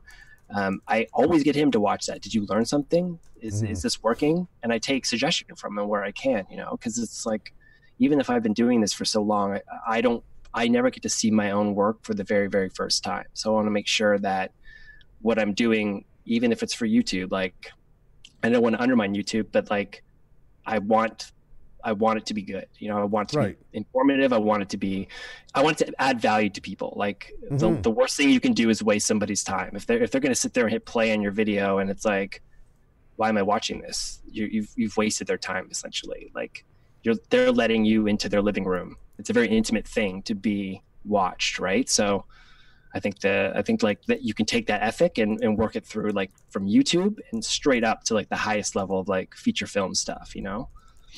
That's a very good way of putting it, actually. I like that about, you know, it's a very intimate thing in your home. You're right. It really is. Because you brought them in this far and you want them to leave with good feelings. I mean, that's the best advertising there ever will be, is somebody liking what they see. Yeah. You know, and I like your take onto it. I like the connection to it. I think people lose that something with editing, how much, like if there's actors per se, they can see them being very emotionally involved in the script and stuff. But editing, I do believe, just has as much emotional involvement into it as well. Yeah, I mean, I think you could say the same thing across the board. Like the director, like right from the top, the director has to know the story so well that they have to be able to convey to the actors who have just come from waiting for 4 hours for the shot to be set up what their motivation is. Like, I know it sounds kind of corny, but you have to put them in this headspace. It's so hard to like turn on a character. That's why method actors, a lot of times they stay in character, because how do you go from like being a goofball to all of a sudden playing a psychopath? Like it's really hard to play a psychopath convincingly, you know, like, or somebody who's like mentally sort of challenged and very conflicted in a way that makes them an interesting character. Right. You can't just, it's hard for them to just turn that on. So like in the DP, who needs to know the intimacy of the shot and the lighting and what this means and what this shot cutting to what this close-up is going to convey, and that also translates to the the editor, who needs to understand this is the emotion of the scene. We need to be on their face when they're saying this. We need to be on that reaction when they're saying that. It's a dance, and nobody has the ultimate answer. It's a total collaboration. I mean, that's why you see so many names. Everybody's names gets placed up on a film reel on the credits, because like so many people are working so hard to put that out there, right? So like you're kind of representing everybody. But the thing with editing is that you're the bottleneck. Like you're one of the last things before it goes to broadcast. Like, so it's your responsibility to make sure that everybody didn't waste their time. You know, the actors didn't waste their time. The writer didn't waste their time. The gaffers and electricians didn't waste their time. So like, yeah. And that's why hearing how sitting in a screening can be the most terrifying thing in the world from everybody's perspective, because you're just like, oh,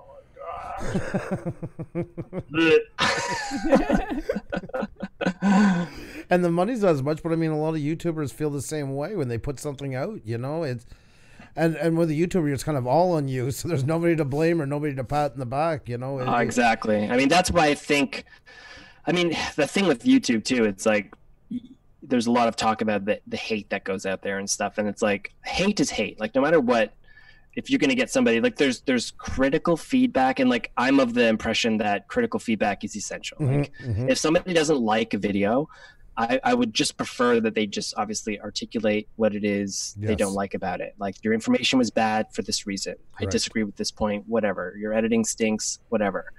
Like I honestly, like I need to see that, because I've never learned anything by getting constantly praised. I've never learned anything. If anything, that would make me, I would feel complacent. And it's like, that's what it's like, the nature of like freelance editing. It's like every job is the possibility for your next one. So you're only as good as your last job. So it doesn't matter if you cut something amazing like 2 years ago. That's off the radar. Like nobody cares about that anymore. So I don't know, it's tough because you're also putting yourself out there. If you're on YouTube, like you're on camera and talking, and that for me was like one of the biggest things, transitions. Like I'm still, when I have my on camera days where I'm like, okay, today's on camera day, so I gotta make sure I'm prepared. It's such a different like mentality than if I'm behind the camera. Because if I'm behind the camera, I'm like, I know what to do. Like that's where I'm comfortable. And when I cut my stuff, I'm like, this is the most comfortable I could possibly be. It's just editing it, right? Because I know my process. I know what I need to do to like make it better. And I deal with the same like I go through the same way as I would my show. It just takes me 5 minutes to go through instead of like 44 minutes, right? But I watch it and I'm like, is that making sense? Does that make sense? Is that working? Is that a better shot? Maybe I'll try that. I'm always messing with it because I think that's just my process. I don't recommend that because I think it gums up my like workflow. Like it makes me slower at producing stuff, but I can't help it. It's just how I am. You know, like it's just how I guess. I mean, there's obviously a threshold. Like this done is better than perfect that gets kind of like tossed around a bunch of stuff. It's like I aim for perfect. I want it to be perfect. There comes a point where I'm like, okay, it's going to get like I guess diminishing returns. If I spend more time on it, it's actually not going to get much better. So how do you decide like where is the cutoff point? I think we talked about that with some other creators too, and I think a lot of us struggle of like, how do you know, well, okay, this is a product, I'm done. Because it's always, you know, you want to always do more, better, tweak something else, you know. Well, especially my husband here. I knew that was coming. I know exactly who this is geared at. But even me with photography, I find it's hard to stop. Like it's like you know, like little tweaks here and there, but you got to stop eventually. How do you decide? Well, okay, I'm done with this. Well, I think it's like if I set out to like make sure that my information is good, and then so it's kind of like a lesson. Whereas I'm out to like entertain in sort of a way, but I'm trying to like teach something at the same time, like bring value. So like before I shoot anything, I write it and I rewrite it and I read it. And like, because of the nature of the way I do videos, like I'll take a few days to write something out, hash it out. I'll play it in my head. Like I'll just read it kind of like, and the more I read it and the more I rewrite it, the better it like kind of lodges in my head. But like, I'll record all of my on-camera stuff all at once. Like I do all that, and then I will assemble that, and I'll assemble it based on like, I'll pace it out and I'll add music and stuff. And it's like, okay, there's just I call it my rough assembly. So there's no coverage. It's just basically a podcast. So if I close my eyes and then I hit play and I can hear where the natural points of interest are, I'm like, you know, like I'll overwrite stuff. So my thing is way too long. That's repeating. I'm going to cut that out. I don't like that point. That doesn't make sense. Maybe I need to add to that. Maybe I need to explain that. So like I create a podcast. I'll listen to the podcast and the way I would, and I'll listen to it in the car and I'll be driving. And I'm like, okay, I could do this, I could do that. And then from understanding it, I'll go and shoot all of my B-roll. So like for this segment, I'm going to shoot this part. So then I come home from work, you know, I do the family thing. And then when my daughter goes to bed, I'll shoot for an hour. And then I've wrapped up that little segment, and then I kind of digitize that and I drop that in, and then the next work day happens. So like I produce these videos over the course of like 7 days, you know, in like very small bitty increments, right? So I think based on the fact that I'm not rushing through it, I'm naturally taking a long time to do it. Right. It's sort of like, it helps me with deciding, okay, that's no good, that's good, this is ready, you know? And I try to have a point in my head. I'm like, I want to have it out for Saturday. I'm trying to hit that Saturday. And it's like, is it worth me not posting it now to fix something? Yes or no, right? Yeah. And I mean, you always look at it, you always see things, and I'll make a change. And before that, when I had the smaller computer, you know, it takes forever to render. Yeah. And I'd be like, I think I got to fix. What do you think, Xenia? And she looked and she goes, Andrew, it looks no different than it did before. But I'm like, no, look down. You remember that rock that was sticking out of the corner? You know, it was giving that unbalance. And she's like, no, and nobody's going to. So bad. You know, nobody will. You know, but to you, it's big as life. It takes over the whole shot. You know. Well, it's also something that you might never. If you watch that every single time you watch that, and you're like, oh, that part. You also that's gonna stay with you, right? Yep. So like, it might be worth fixing. Yep. I mean, it's a good thing to have. Like, honestly, you can't be too fine with the details. Like when you're working at like the highest level, you have to be a perfectionist, because those details sort of matter to the craftspeople. Maybe they don't to the overall audience. Maybe you think they miss it, but they actually like subliminally caught it, you know, like, yep. Who knows? It depends on what your content is too. Like if you're like teaching somebody how to like, do like handyman stuff, then you don't necessarily need to have the best production value. You just need to like show people in a very convenient, simple, easy way how to fix that problem. And if you're articulate and good information, you're going to have tons of views, right? Yeah, that's true. And content is key. I mean, you can have all the greatest shots in the world, but you got to have content there to tell it, you know? Absolutely. I always bring up the example of when you see in the news where they say there was a bank robbery caught on a cell phone. They're not saying, well, it's a little grainy and he should have stood by the building a bit more. It's like, no, there's a bank robbery going on. But it doesn't, it tells it that much better when you edit it properly. I just tell people as a cautionary tale, because I find sometimes they're being told on YouTube today, well, you can't really do a good video until you're at least 10 grand in the hole to start. And that's the only thing I tell people. Like, you don't have to go that far in to be shooting great footage. Absolutely not. Part of me resurrecting this camera, like I just wanted to like, this camera's 20 years old. Like I shot everything with that. I loved this camera. And like the fact that it still works, like this battery, like it's a big battery, but this battery still holds a charge. So like, just like, this is kind of like this is back in like May 2017. I'm like, I'm going to just shoot a vlog, like my first vlog. I don't plan on vlogging. And vlogging, it was the hardest day of my life that day, but, I'll do it with this camera and just to see how, like, if I can make it look kind of cool, just with like cutting and like telling what the story of my day sort of thing. And I just recorded the day and I captured all the footage and I cut it all in the same day. So like it was, I don't know how these guys do it daily. Cause like I went to bed at 3:00 in the morning. Like That's I was what up they at, do every day. Yeah. It's crazy. Like, oh my gosh. And the thing that killed me with it is that I watched it the next morning and I'm like, I could fuss with it, but the whole point of it was to do this in one day. So like shoot it with this analog camera or whatever, this camera, and post it in and then see how it turns out. Like, how can it turn out? But I was like, I'm kind of happy with it. But like at the same time, it's like, man, I could have made this so much better had I just slept on it and watched it in the morning. And like, you know, like I find like it daily makes sense, I guess, if you're, but like frequency is good. But like, there's a lot to be said with the creative process with like, sitting on things for a bit and kind of like letting I call it letting the edit speak to me. So like when I'm cutting something, I'll kind of like, okay, I think it's okay now. I'll walk away. I'll come back the next day. And I've got a million more ideas because like, if I'm in the shower, I'm walking somewhere, I'll all of a sudden have an idea. I'm like, oh my, what if I try that? That'll be cool. I'll do that. And I do that on my shows all the time. I almost have to. Like if I leave work, I'm still thinking about, like you have these ideas that pop up, right? Right. And I think that's an important part of it. And like, I don't necessarily agree with the, you know, like produce be super consistent at the expense of the quality of your video. And it doesn't have to be production quality. It's like information quality, all that stuff. I think quality should be number one. Like, again, like you don't want to waste your audience's time, right? Yes. You want to try to like be key with their information, and like if you can bring production value to it, fine, but that's not necessary. Like YouTube, you don't need to worry about that.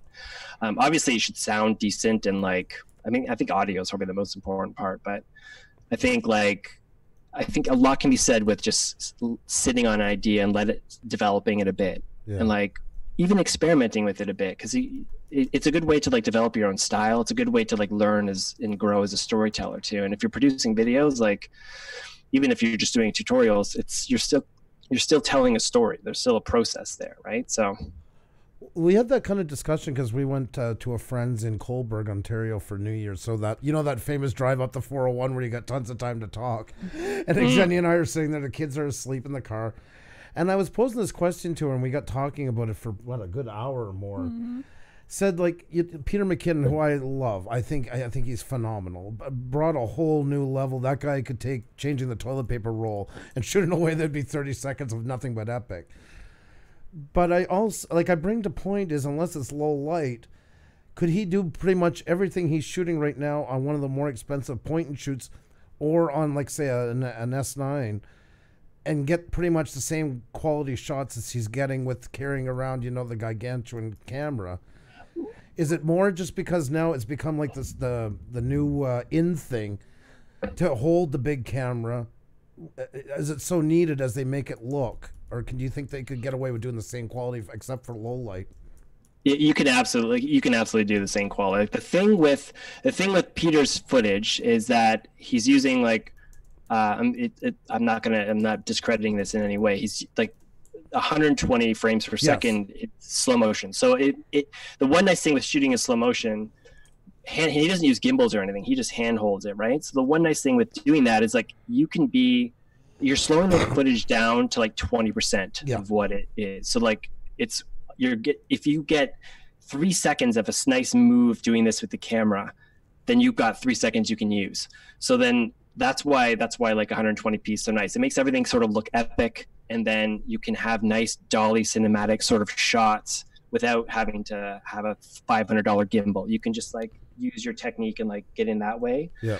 And like I use that all the time for that, but like you don't necessarily need to, like 60 frames per second can do a decent enough job as well. But like at the same time, you can shoot a roll of toilet paper at 23 or 24 frames per second at an interesting angle and still have it mean something as long as you have a point for that shot. Right.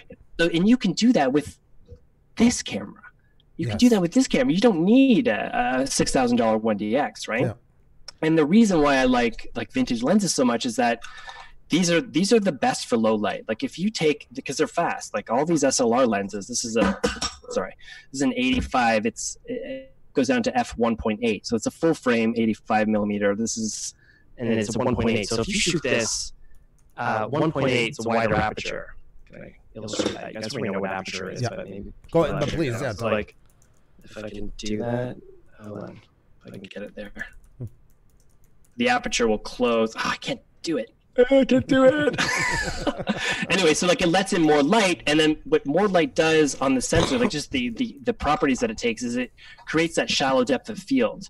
So you get this, like, if you're shooting toilet paper, the toilet paper is in focus. Mm-hmm. Like behind the toilet paper is kind of blurring out nicely. And that's a big, like, me playing with these lenses gave me like, oh my gosh, look at the depth of field I can play with this without having to spend $3,000 on a prime lens or a fast zoom lens, which are the modern equivalents, right? Yeah.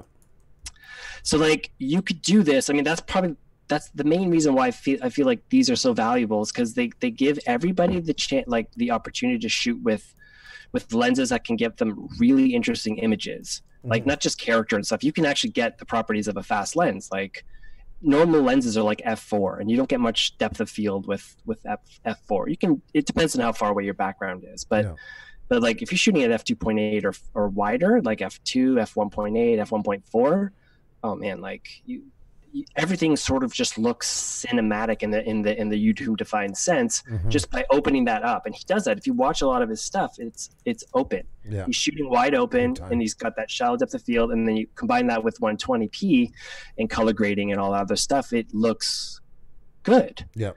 But like, you definitely don't, like, my interpretation of a cinematic shot is like, you don't see too many 120 frames per second shots in the best cinematic movies, right? Yes. What makes a cinematic image to me is an image that is not just telling you what you're supposed to see. It's not telling you, it's not giving you context. So if somebody's talking about something, and it's just seeing that the image tells you something, the frame tells you something, how somebody is framed up is telling you, it's giving you context to the story. And it's not just like, oh, this person is being affected by what that person is saying. It's this person is it's giving you more. And like that to me is, and that's, you can do that just by being clever, like and experimentation. Like one show that does that, that's pretty cool, is Peaky Blinders. They throw a lot of people who are talking out of focus. You see their lips moving. And then like this guy might be here, like the hero might be like this, looking this way, and he's thinking of something else while this guy's talking. What this guy's saying back here out of focus, it's not important. We're hearing it. We're getting the plot context, but he's thinking about something else. He's plotting his own idea that's going to cross-examine that. It's cinematography is amazing. There's just so many things you can do with like a frame. It blows me away what some of these guys think of. I'm glad you brought up that show, because I like that too, and I admire it. And that's part of the allure to the show I found more than anything is the shooting style is amazing. The shooting style and the music. I love their use of like modern day music with like that Birmingham 1920, like they use Radiohead. Like you can use Radiohead over like a montage. I'm like, oh my gosh, yes. Very true. And I'm glad you brought it up, because that was kind of our point. And I forgot to mention, that was the other thing I said too, like when we were talking about if you have like, DJI and them are making the cheaper gimbals now that work with the mobile or the S now. Phenomenal. You can do so much now, but on a limited budget. And the size. Because when I played guitar, for instance, in the late 80s, we all looked at the big guys. They all had $4,000, $5,000, $6,000 guitars.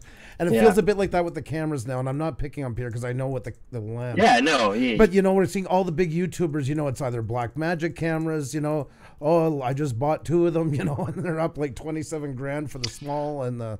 Yeah, I mean, that's their job. Like a big part of what they're doing, like what Peter is doing is like he's represented by Canon Canada, right? So he's using their flagship DSLR that shoots both videos and photography, because he's doing both. Right. He's using their flagship camera right now. Like, and then that just makes sense, right? Yep. So like, I don't know the deal he has, but like, I'm sure that he's given the gear. He's got to be. I'm not sure, and which is totally fine. But like, a lot of what these guys do, and you could tell that like these guys host these events, and like Sony will have a bunch of creators to vlog with. It's all to sell cameras, so it's just advertising. It's the whole influencer advertising thing. So if you see these people shooting with these cameras, you think, I need that camera to shoot with.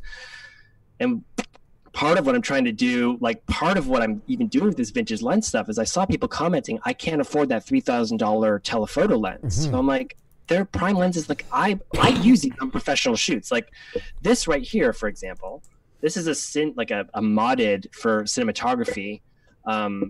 Like this is just a vintage, like it's a Context Carl Zeiss lens. So it's modded it's turned into a cinema lens. So this shoots professional stuff. They shot like a PSA. My DP buddy shot a PSA with this lens. I'm just testing them out. Like you can go like full on amateur with this, or you can go full on pro. Like this lens by comparison. So like this is cine lens. So it's modded for like video. This is like $700 versus the cinema equivalent, which would be like $3,500. And you could shoot the same stuff with that as you can with that. And like people aren't going to know the difference. Exactly. If you're shooting it. So like that's the thing. Or you can like grab this is a $30 lens, and I can get, like, when I mounted this lens as my grandfather's, when I mounted this to my Sony and I looked through the viewfinder, I was like, this is amazing. Like all of a sudden I have, like, I need to do more of this. And I want to show people, try to like at least enlighten them that you don't actually have to spend thousands of dollars. You might be able to find them in your basement, your parents' basement. everybody at one point had a 35 millimeter camera, right? You can pick some of these up at like pawn shops for like $10. So you have to just buy a cheap adapter and you're good. It's unreal.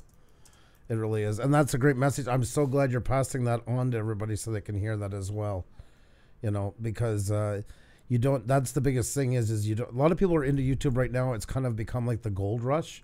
And, you know, people are literally like, you know, I'll just throw everything into it. I'll get my money back in no time. And it don't always work that way. You know, there's some channels on here that do incredible work and they have 75 subscribers and I see them. It's like I was saying before, like a musician, you hear a guy playing in the street corner that's better than any band you've ever heard on the radio. Same with the channels here. There's tons of talent that doesn't get recognized. Not the right time, not the right people seeing it.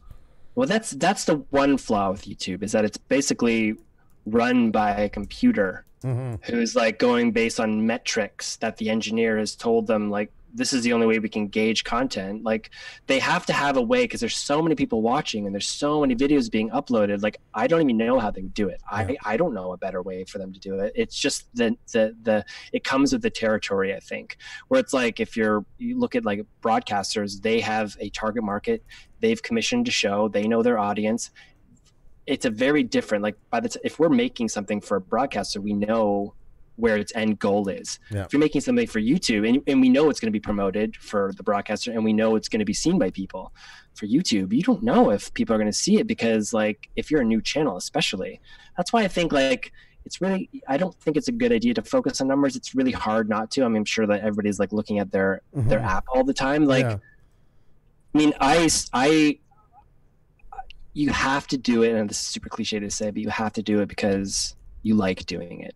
And like, even just if it's building a small audience of people who like are like-minded than you, like some of the engagement, like there's people who are commenting on my videos who know a heck of a lot more than me about photography. So I ask them questions and they give me brilliant answers. Like I posed the question, like, how do I shoot expired film? Because I want to, I have all this rolls of expired film. Anybody have any pointers? And I got some like unbelievable stuff. And the only reason I was able to go make that video and shoot this stuff successfully is because they told me. Like, and I've searched it afterwards. I'm like, oh, there's these big long articles, but like the way they explained it to me was just fantastic. So like, I love the engagement. Like it's a huge thing. So like, it's more about like building that.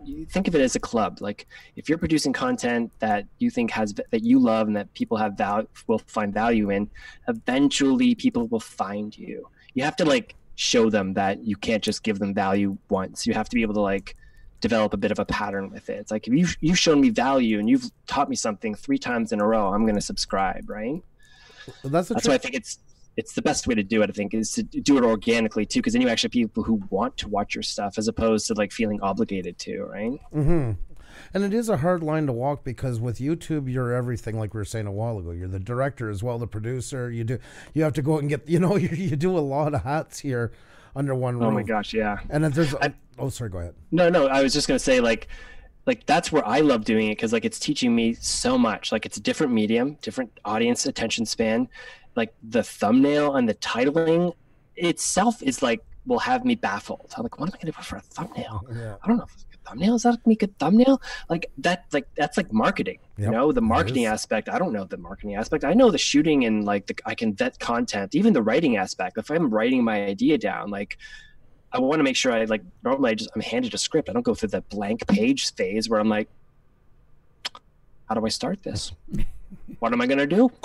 It's so challenging. So like, I mean, even like it's hard. Like it's one of the hardest things I've had to do in a while. But it's just so much fun. I just love it. And maybe now, like when you're working with your jobs and stuff like that, it always maybe help you relate more to what everybody else is doing. You get a little bit better understanding on a grander scale, but you can kind of be in line a bit more where they stand when they're looking for stuff. And not that you didn't before, but I mean, any education always helps us gain further. Yeah, no, absolutely. For sure. I mean, like you never stop. Like I'm still trying to learn. Like you have to keep learning. You can't stagnate, because I think learning is the adventure. It's like that.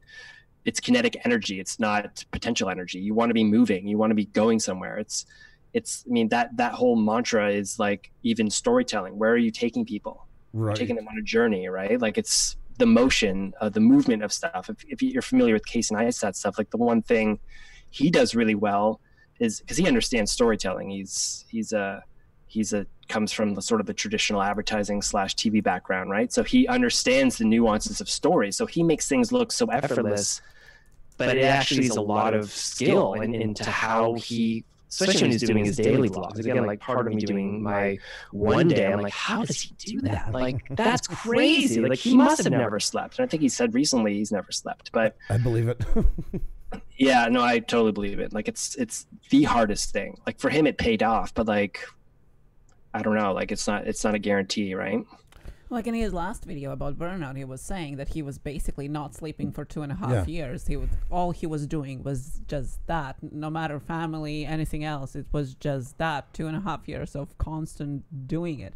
You know, so people saying, well, you just get all these subscribers, you get all this by luck, you know. No, you work your ass off to make it happen, you know. It doesn't happen just like this. We're on a way much smaller scale, and I mean, we only had 42 subscribers at the end of February, and let me tell you, people ask, you know, like, how did you get there? It's a lot of work, and there's no other way. It's but you guys are like doing a lot. Like these chats are, I mean, the way you organize them, the people you get, the engagement you do, like what you guys are doing is absolutely fantastic. And it's a complete, like, I could never do this. I could never do, like, even just the way you guys are interviewing, I'm noticing, I'm like, yeah, you guys know what's up. You know, I listen to a lot of interviews, but I don't conduct them all that often. But like, no, you guys I like what you guys are doing. That's why it's an honor for me to be here with you guys tonight. So, and I think you guys, you know, you guys are putting in the work, so you're seeing success with it. So that's good. I appreciate that, and we weren't. I please know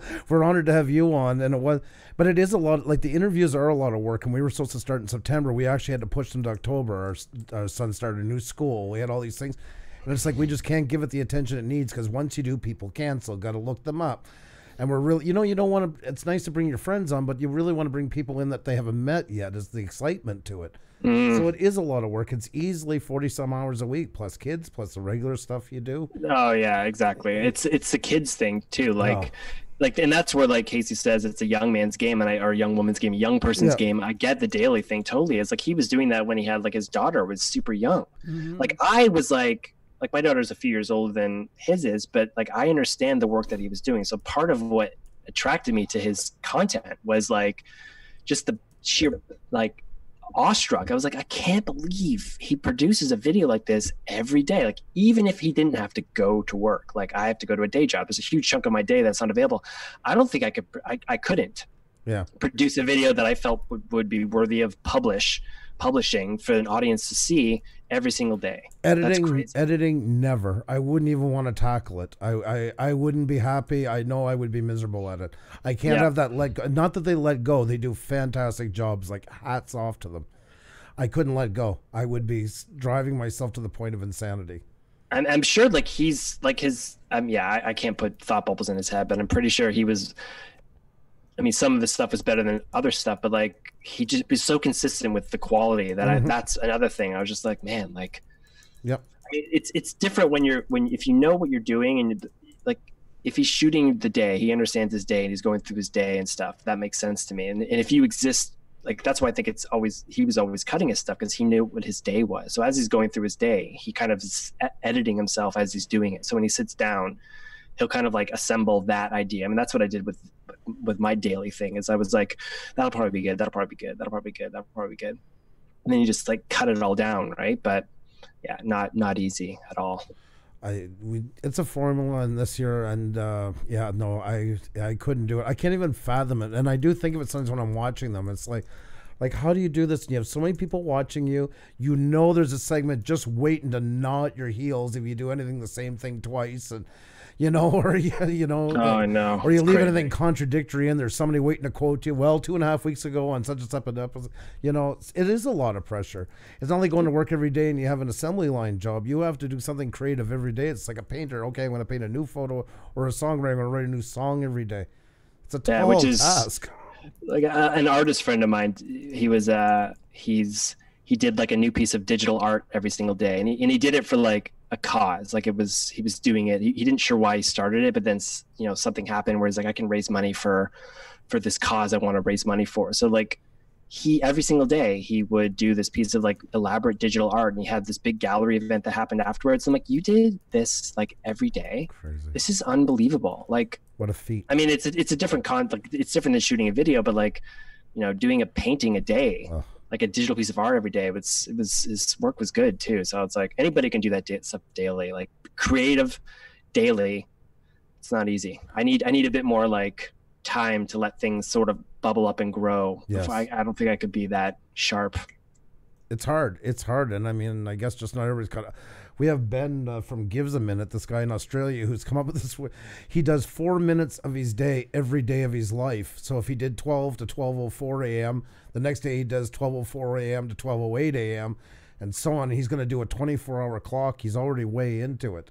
Oh my gosh. He's getting up in the middle of the night to film those 4 minutes. Like it's and then he started live streaming 2 minutes at a time. So it literally was 2 minutes, then was 4 minutes, 6 minutes. Oh my gosh. Like I forget how far he's gone now, but like it's such an interesting approach, you know? No, it absolutely is. Actually, YouTube contacted him because at first they thought that he's just spamming because it's basically sleeping. Well, he sleeps, right? So he had to explain them the whole concept of what he was doing on the channel. It's like, oh yeah, that sounds cool. Okay. Oh my gosh. Yeah. That's funny. It is cool. Like with such a saturated media, and let's call it for what it is, YouTube in one way is very saturated, and a lot of people see these big YouTubers we name and start mocking them in every direction. It's so amazing when you see people that find a way to get a niche in there, a new take on something.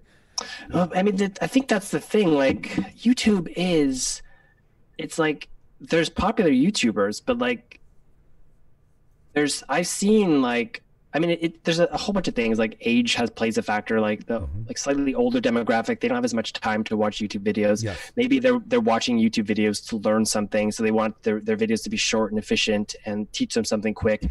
They may not subscribe because they just don't like. I don't want to gum up my like feed with nonsense. I like this video. I'll just search it every time I. But like the way younger kids see it, like to use YouTube, it's like it is proper social media. Like even if a big YouTuber they like tells them to go subscribe to somebody they'll never watch, they go and subscribe to them. So it's like that's where like the shout outs happen and like you see massive gains and like from, you know, Casey shouts out somebody and they get like 100,000 subscribers overnight.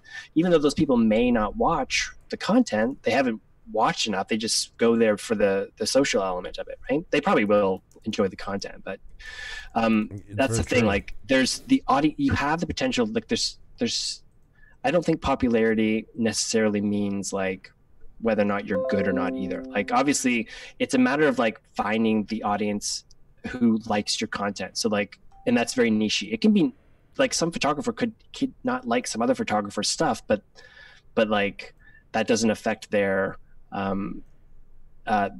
sorry, I lost my train of thought there. My dog's over here just shook, and I was like, what was that? No problem. But yeah, I think there's room for everybody on the platform as long as you bring, like, if you're bringing value and to people, like, it's just a matter of like being persistent enough that you can start to build that audience. Because it's like you're asking a lot from the audience to subscribe to your stuff. Like you're asking for their time, you're asking for their loyalty, and in some cases if you're selling them stuff, you're asking for an exchange of goods. So like no matter what, if you focus on that quality, like bring value to the to your audience and teach them something or entertain them or make them laugh or whatever, then you eventually will grow. And I wouldn't also compare to other people too, because like that might not even be a market you want to go to or whatever. Like there's so many caveats to the rule. Like I think you should just really, especially if you're starting out, just have fun with it, because like you never in a point in time were we ever able to like broadcast our creative work to the public the way we are now. Like, and there's nothing better for somebody who's a creative person. They want an audience for their work.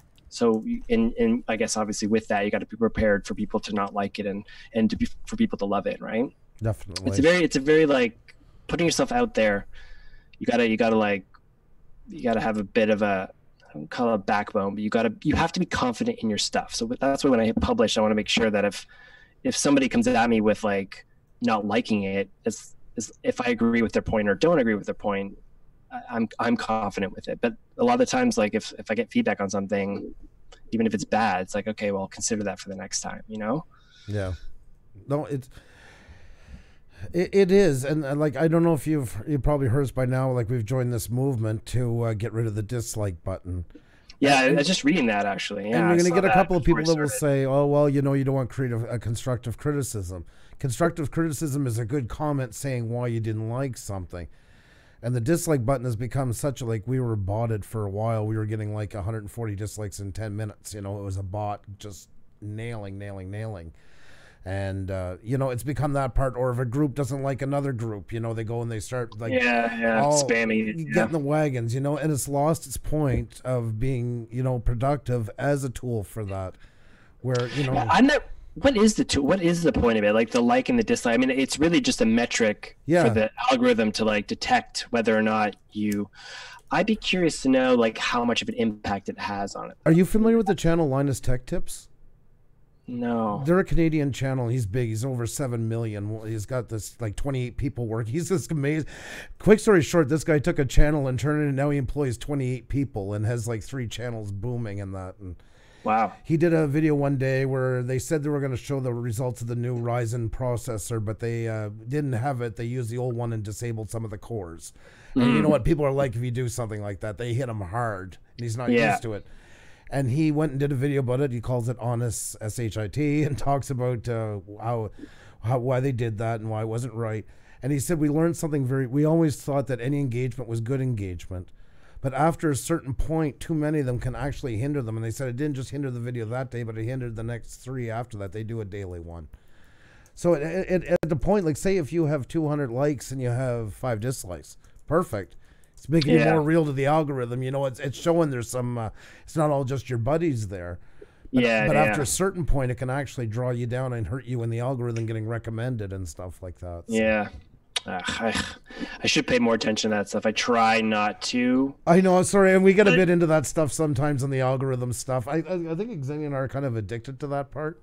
No, but it's interesting though. I was speaking with a gentleman the other day who like worked for Google and was talking about the analytics, and he's like, you know, even the engineers don't know what's going to happen when they plug everything in, because it's basically it's not AI, but it sort of is. It's doing a million, billion, quadrillion, quintillion calculations a second. That's right. And we can't possibly understand it, right? So like, can you imagine that? Just build something and you just have to put it out there, and it's constantly refining and seeing how the cause and effect is, right? It's a scientific process, I guess. And anybody who follows for a while will probably think, oh, here comes Andrew with his famous saying about that. And I always say, it's not tinfoil hat talk. It's not going to take over the world, but sometimes the cow doesn't leave the farm, but sometimes it gets under the fence. And the engineers have to play a little bit of catch up to see exactly what it's looking at. Yeah, exactly. We had that last spring, like all of our interviews. Like tonight, let's see here. We have Creative Process on YouTube, Mark Holtze, Tube Life Season, and Pusa Studios. Well, last spring, the algorithm was completely different. And it was Pusa Studios presents Tube Life with Mark Holtze, Creative Process on YouTube. The whole thing changed. So we went back and actually changed our whole first season, which meant it to change the description writing to keep it relevant. Otherwise, it would have fallen out of... That's tough if you have like so many videos. It's like, oh my gosh. Oh yeah, there was 100. I think 180. I think we changed or something like that. Oh my gosh. I mean, yes, really, the content is at the end the main thing, but the thing is, because YouTube, as you said at the beginning, you know, is basically machine deciding what content is good or not. It kind of, unless you're creating something completely phenomenal and it gets to be viral all of a sudden. I think you need to understand how it works, because otherwise you can create amazing videos, but nobody's going to see them. And then it's kind of discouraging. Everything kind of works hand in hand onto it. And same as like when you're doing a big production, you know, like as you're doing the editing, you have people doing each one of those scenes. You're all kind of instrumental in getting that product to the people, and which people it should go to and which network works best, what time should it be on, how much marketing and promotions needed to get it out there. If you're bringing on a big name already, well, you don't have to push it as much because you already have the big name into it. Yeah, exactly. So we're kind of working the same way. Like Casey Neistat, he could literally put up him taking out the trash and get 1 million views tomorrow. He mightn't get it if he does it forever, But he doesn't, you know, because we'll get somebody once in a while, well, Casey Neistat doesn't use tags. No, he doesn't. He doesn't need to, yeah. Such volume pushing him and the algorithm and the platform itself. But it's also not to be obsessed with it. It's to find, and the same with everything else, is to find that middle ground where it doesn't run your life, but it also... I mean, I look at it like the way I've kind of just been analyzing my stuff as I've gone over the year. It seems to be like I kind of have visual pipelines in my head as to a field of traffic, right? So like, so if you, I mean, obviously if you're not getting very many views, you're going to be in a very low traffic area. So traffic is people who are going to see what you're producing. So if some big creator like does a collaboration, that's why collaboration is such a big deal. If you do a big collaboration with a creator, that audience that, you know, sees you, they probably like your stuff. And there's like, I would say that a lot of creators create great stuff. They just don't have no eyeballs are on it. Yes. So like that creator on the rise thing is a big mark of achievement for a creator, because like you're basically been, you know, moved up into a pipeline with a lot more traffic. So you're producing the same videos, but all of a sudden you're being seen, instead of being seen by like 5,000 people for a day, you're being seen by like 52 million people. Yes. And if you're taking that same odds of your subscriber rate, let's say you're getting like 3 a day, and to like at 5,000, you take your 3 a day and then just upscale it to like from 5,000 a day to 52 million, you're going to be getting like 500 subscribers a day, you know, just based on that sort of correlation. But to how you get there, I think you need to have a bunch of people subscribe to your channel in a very short amount of time, like, which again, like you can game, like that's why it's tough to cheat, because I feel like if you focus on stuff, you just have zero control over it, like no control. So it's like, to focus on it is tough. It's just focus on making good work. That's something you can control. So just focus on that. Don't look at the freaking numbers. but in one way, and we've controlled the numbers in the past, and something very bizarre happened to us. We can understand our analytics and see where we're going. And something very bizarre happened. The day we started doing live streams, we lost almost all the women that watched. Oh, yeah? It's the most bizarre phenomenon. To this day, we haven't quite figured it out. Well, I said that they didn't like me because before that, they didn't know, is it a woman, a man? They mostly thought it's a man.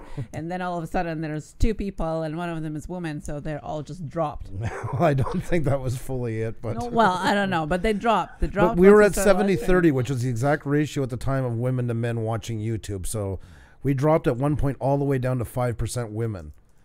And it took us about 3.5 months to navigate those numbers back. We started bringing in more creative stories, trying to introduce more women on the show, like all kinds of different little things to try and get those numbers back up. But it took a while.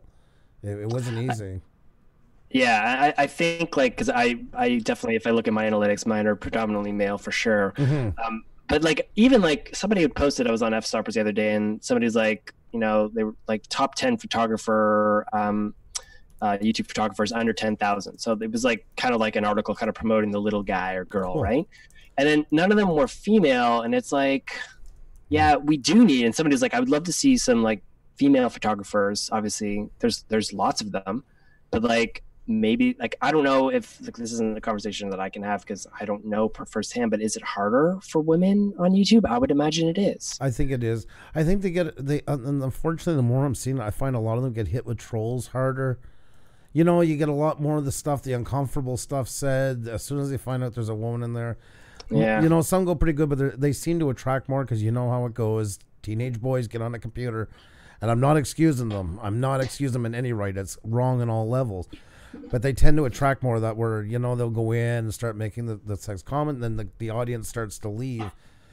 Like, we've banned some people, and we've taken heat for it at times. But like you said, I always look at my chat like a club. And if you have 2 drunken people ruining it for the other ones, you can't leave the 2 drunks and let the other ones slowly fade away, and they will. Yeah. And those drunks will bring new friends the next time because, I got a great place to hang out. Well, YouTube in general always has been called men's world, and mostly because it is 70-30. Men's population watching it. Like Tumblr used to be more women, like not that it's too much relevant now, but still it's more women, you know. Instagram is more women, but YouTube has always been more watchers, viewers are men, and therefore more creators as well. I think that that's also valid, because I would flip to the other side and say that the demographics that we get for television are predominantly women. Yes. So like we make shows for a female audience. Like that's generally the take on it, right? So like I mean, in terms of just like what that means and social it's just how I guess we consume media, like how the gender, like men and women consume media, right?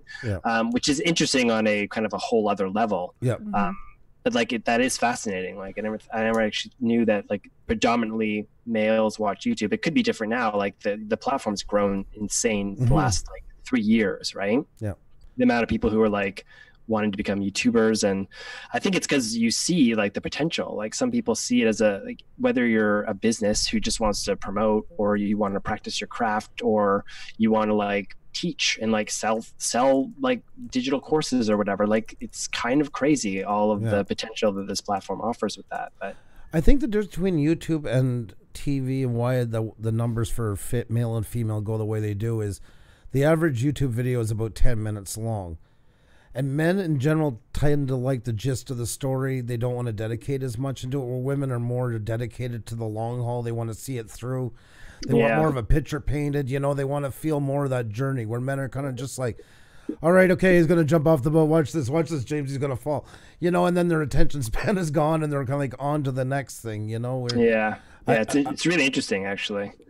And I was looking at your videos while we were talking. Your top 3 ones, like how to transfer VHS tapes to your computer. MiG-21 versus F4 Phantom, and PEI Nova Scotia. But there is something there's a big telltale in your highest videos right away. How-to videos are one of the biggest search results gainers on YouTube. Anything with how-to into it does very well. And that one shows, like, it's funny with that video, the how to transfer. I really like that. Was probably the quickest video I ever did. I put the least amount of time into like production value. I just needed to show how people do it, because like I found value in it. So I'm like, here's how you share your VHS tapes. Like I was doing a memorial for my grandmother at the time, so like I was capturing all this old footage. So I'm like, maybe I should show this and how to do, because like people have VHS tapes laying around that they want captured, right? But like a video like that is hit by people who are, you know, older than probably 30. Most of them. That's so right. And again, that demographic doesn't really subscribe, so I get tons of comments and stuff on it, but like that video didn't net me a ton of subscribers, even though it brought a ton of value. But that's the thing with YouTube, like depending on who your demographic is, that's right, you're gonna get the subscribers or they're not. So just because you don't get subscribers but you get lots of views doesn't mean that your video is no good. It means that it's the audience is like, oh, I'm not a subscriber. So I mean, I don't subscribe to that many people. Like I especially didn't before. Like I didn't think I subscribed to anybody before like 2015. Like I didn't. It's crazy. But like I knew somebody's name and I just searched them. It's like the same way I dial people's phone numbers as opposed to like look them up in my caller ID. Yeah, no, exactly. Same here. And the same, I didn't even, a live stream, guilty as I am, and I've said this before, I couldn't understand the point of live streams almost till we did one. I couldn't understand why somebody would go on a live stream. It bewildered me. I tried it and I'm like, I don't get it. I used to tell Xenia, like, I don't get this phenomena. Yeah, I mean, it's just like a podcast. Like, I mean, the interview process can be pretty fascinating. Like obviously it gets longer than some people have the time for, but like Howard Stern is one of my favorite interviewers. Like I don't like his content, like his whatever stuff, but the way the access he gets to like everybody, and the kind of questions he asks and the actual authentic engagement he gets with he's like one of the best interviewers on radio. Like I mean, Rogan's amazing as well, but like he's fantastic. I would say he's like the 21st century version of like Howard Stern's getting old now, and like I haven't listened to him ever. But like the one thing I took away from him years ago was like, God, he's such a good interviewer. Like he listens and he asks questions that he gets meaningful answers, and I feel like it cuts through the BS, you know, because I used to cut these like movie junkets, which these guys are shuffled in and they're asked a bunch of questions like, so what was it like working with so and so? Oh, it was great. They're fun. Of course they're going to say that because they're promoting the movie, right? You never get to like the meat of anything. And then like he would get to the meat for it. So it was interesting to hear him do these interviews and like hear the real story, right? I agree with you, especially about Joe Rogan being the new Howard Stern. I was thinking that too. I agree with you on that one. Without like all the yes the crazy antics. If he would just stop talking so much, sometimes I've timed him. Sometimes he goes 5 minutes on a point. It's like the guest is just sitting there tapping. It's like, okay, they get it, move on. You know? Yeah, like that, so that's funny. So yeah, that was your how-to, and I wanted to tell it to everybody because we've been kind of talking about that lately. And your channel is such a great example. So I'm sorry I'm using it as a case study. I just thought it was interesting because your top one, Peter McKinnon's always said that because people asked him how he got big, and it was like, you know, the how-to videos or 8 things you all must have as a photographer. These kind of videos get picked up by blogs everywhere.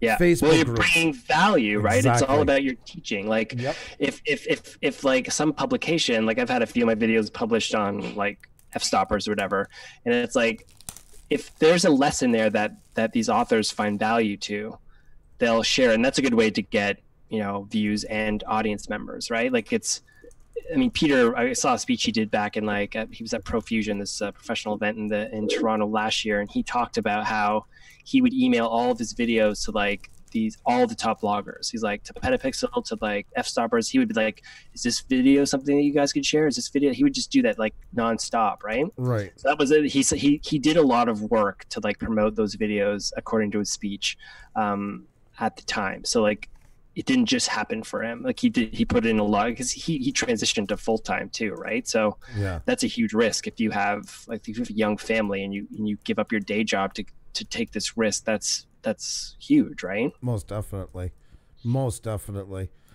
Your other one too, your next one, your MiG-21. Well, I mean, we're talking about the male audience on YouTube, and I mean, there's a huge search for planes. I mean, that just stuff like that is just drawn in. It's a huge market. And I mean, your production, well, you mean the production quality is superb. I love watching it. Yeah, that one only took off in the summer. Like I think it got shared on some Russian like fighter jet site. Like, oh, cool. It got, yeah, like because all of a sudden I was like my stats went nuts. Like it went from like to like, no, I don't know, like 3,000 views per 48 hours to like 18,000. I'm like, what? Jeez. What video is it? And that's so far down my list. I don't have it in my top, so I had to kind of search for it. I'm like, oh, that's where it's coming from, right? Yeah. But like that wasn't intentional. I didn't plan that, and that happened like a year after I'd posted it, you know, or maybe 2 years after. I can't remember when I posted that one, but yeah, 2 years ago. It's a phenomenal video. Yeah, I mean that's just an excerpt from like a bigger series that I was working on. Like it was called the Webisode, right? So like that's just something that. It was just a branch off the main series. Like the full series is like a pilot fighter jockey series, right? But so I cut that webisode and I cut another one and I cut a full episode of not that particular one, a Gabby Gabreski one, which is like a big American fighter ace. Wow. During the Second World War. So it was interesting because I like aviation and it's like I like historical doc stuff. So that was my first foray into like doc drama, they call that, where it's documentary with drama recreation. And it had like CG elements and it had fun action sequences and stuff. So that's it was my a lot of fun. Favorite thing on television. So I'm very envious of you. Yeah. It was fun. Like doing the sound design for all that. I like put like all the sound. It's like, no, I gotta make this cool. Oh no, you did a fantastic job onto it. It's absolutely awesome. And the other one is PEI Nova Scotia. I mean, one of the most toured spots. Yeah, I mean that was like the one the CBC had shared, so that one got a lot of traction early on based on just the CBC kind of like, oh, check out Mark Holtz's home videos he pulled up from his parents' basement kind of thing, right? So yeah, I read that. That got a lot of help. Like that wouldn't have. I mean, I read it because I posted that on the PEI Reddit site, but you know, like it had 3,000 views. It didn't jump like that until CBC did a thing, but then it died right off. Like it barely gets any views right now, right? So like it had a massive spike and then it just kind of stopped. So, well, I'll tell you, I got to mention that Sonny Greenwich has been asking, and I think it's a great idea. He's asking if you will start doing maybe a few live streams like Q&A and stuff like that. I mean, it's definitely something I've been thinking about, and like something I've been thinking about as well is like getting into. I've been wanting to do tutorial type stuff, but like I don't want to do it in the very kind of like the way that a lot of these other guys are doing it, just because like it's just a saturated market, right? So like part of me is like what I'm doing behind the scenes is sort of trying to convey like concept and idea of a way that I can be teaching something that really, it's almost like philosophical stuff. It's cerebral stuff. It's like, because a lot of some of the best ways I've learned with things on how to edit is like just changing my perspective on something. Instead of looking at this, look at this. So instead of like how to do this, it's why you do that. And the why is so much more important when you make decisions in editing, right? So it's like I can know how to do a transition and edit, but that only helps me if I'm doing that transition. So it's like I have a music video I want to do where I'm just talking about how I use music in my videos. Right. So I've been like developing it, and it comes down to like, it comes down to the strategy. It's like, yeah, you cut to the rhythm and all that stuff, but like my point is bigger than that, where because we do it all the time in the doc shows that I'm on, right? How we use music and like how we use it to like group ideas together. Right. But it's like, how can I convey this in an interesting way that's visually interesting and that is clear enough so that it's giving people value? So it's like that kind of thing. Like it's this whole like editing tutorial session, and like I have an idea of it. I just have to develop it a bit more, but it's coming. The live stream stuff, I guess I'd feel a bit more comfortable doing now, but I haven't done like, I haven't really thought about live stream. Like Q&A stuff I love. Like I love doing Q&A stuff. Like I love sitting with, like if an intern comes in and sits with me for a week, I'll sit there and work, and I'm like blah blah blah blah blah, answer any question you want to have, because I love it. Like that's what got me where I am, like asking questions and having editors give me the time. And like the one nice thing with YouTube is that we can do that to the people who need to know now, right? I just want to make sure I'm doing the craft justice and I'm giving people the value. So, well, I think that if you want to try and wet your feet in the Q&A stuff, I think you would have no trouble filling up the room pretty quickly. Yeah. No, I've got this completely muted. When we're done, do you guys keep the Q&A up for a while? Like I'd be happy to go through and mess around there I just don't know how it works, but sure. Well, we have some questions. I think they mean like too, they're hoping you'll do some of your own okay stream. yeah totally, absolutely, yeah, and that you'll eventually open up a live and let people come in and just ask you questions and stuff like that. Yeah, no, that's fine. I'm sure your live streams would fill up with people wanting to soak in all that knowledge and charisma you have talking about it. So I think Audrey calling. You want to maybe also then after that just start the questions? We'll get some of them out. Yes. Oh. Yeah. Okay. Sorry, our daughter is calling. One of them was about the live. Well, actually, a couple of them was about the live streams. And if you would do one, maybe you should do an experiment.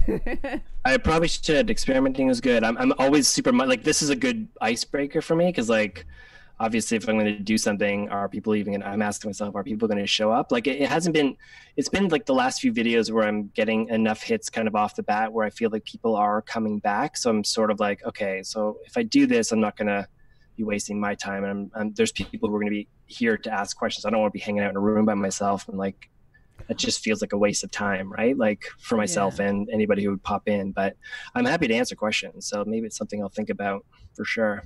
Yeah, I think definitely, mouth of word, if people would be checking it out, they definitely would be coming back for sure, because definitely so much to ask, and, the movies, the lenses, the production, the editing, all of that.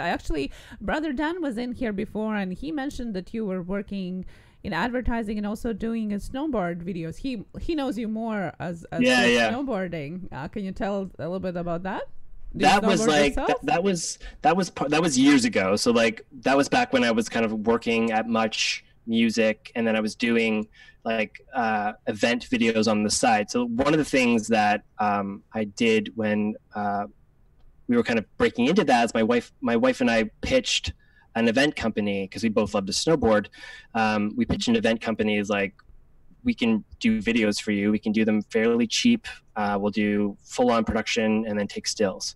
They already had a photographer, but I'm like, well, I could use stills for my product, like to use for when I intercut stuff.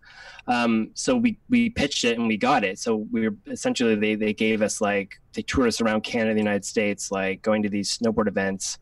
We got paid to do it. We got to go snowboarding, and then what I got to do was work on my craft. So like, I'm here at these events, I'm shooting these events, and then during the week I'm cutting them while going to work. So like, I spent a good chunk of my like mid-20s like they call it the hustle. Like I was working during the day, and then I was like doing this stuff on the side. So like I wasn't going out. I was just focused on the work, and like just doing it all the time was you know, obviously you learn by doing. So it taught me so much. And then not just like editing, but like shooting and editing, and how the two are so like simpatico. You have to kind of like, a good shooter and a good editor like can do wonders together, you know, if like they have that shorthand. So like there's nothing quite like shooting your own stuff, especially if you're an editor, because it's like, oh, I need this, I need this, I need this, I need this. And you kind of, as you're shooting it, you know how you can put it together, right?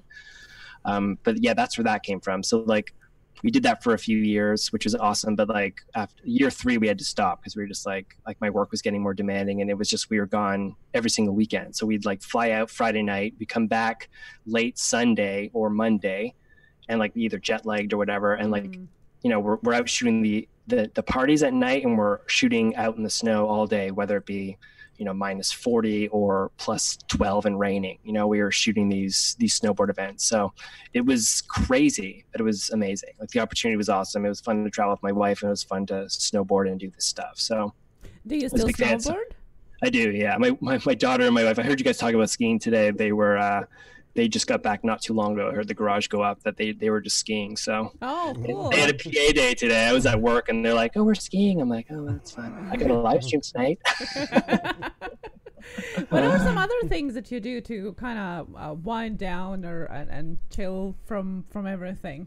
Chill, wind down. Oh, I guess I mean, I love, like, obviously being a dad is a big, like, I like hanging out with my daughter. Like she's 7 now, so she's in an age now where it's fun to hang out with her, you know? So like we will go skiing, we will go skating, we will go tobogganing in the winter, we'll go for a bike ride or a jog in the summer, just do stuff together. Because like my work schedule is pretty demanding. So during the week, it's like I see her a bit from the morning, and I see her a bit before she goes to bed. But like the weekend is like the quality time. So like that's where I'm trying to spend. That's where I try to focus it. So like doing my YouTube videos, and the reason why I do them the way I do is because like I might go away for like 25 minutes to shoot my on-camera stuff, but then I'm done, and I'll set up during the day. Like I'll take 10 minutes as I'm cleaning upstairs. I'll set up during the day, and then I'll come in and shoot at night, and then the next morning I'll, you know, do stuff, and then I'm like, okay, I'll edit at night after she goes to bed. So it's all kind of around the family time, because like obviously if I'm gone at work all day, then I need to be present when I'm here. So but yeah, I mean, I guess like snowboarding, skiing, I like sports generally. I mean, photography, I've always loved cameras, so messing around with that stuff. I don't know, what else? Music, I play piano. You play piano? Yeah. Wow. Yeah, I mean, music's a big thing in terms of like editing. I think a lot of the editors I work with are musicians, because it's all about rhythm. Like it's like, what's the rhythm of how we're you know, the rhythm of the story. It's like, this is the fast part, so this got to be percussive and dynamic, and then it's time to slow it down. It's just like when you hear like the pattern of a song, that there's a build, and there's a release, and there's a crescendo, and there's a freaking climax, right? So amen to that. I love that. Yes. Yeah, I'm a drummer and a guitar, and I use it in all of my editing. Absolutely, yeah, absolutely. That's I just wanted to ask you as a side note. I do something when I work in Premiere, but the same with any one of them.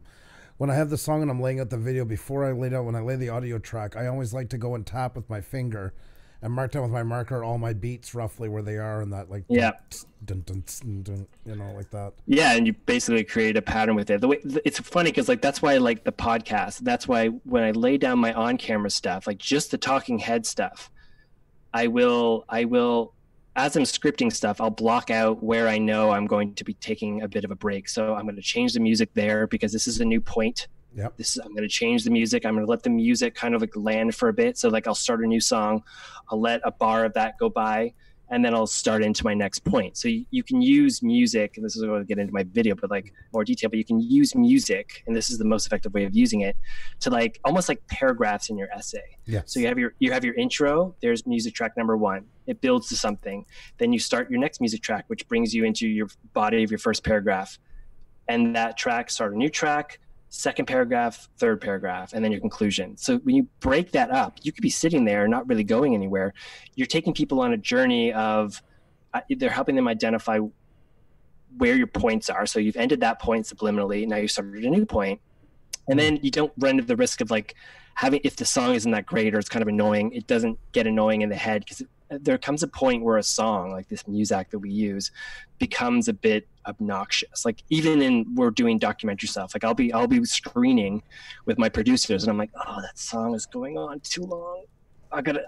And then I'll make a mental note of it, and then we're going back. It's like that music track needs to change there. It's like, yeah, because it's getting repetitive. You can feel it, and it's making these two ideas kind of feel like one idea, and they need to be two ideas, right? Anyway, so like that was a long story. My point of that was like I listen to it with the music, just like a podcast. You can hear where the story is, and then the viz will just sort of like reveal itself. Like I'll get sort of ideas organically on how I want to cover stuff, right?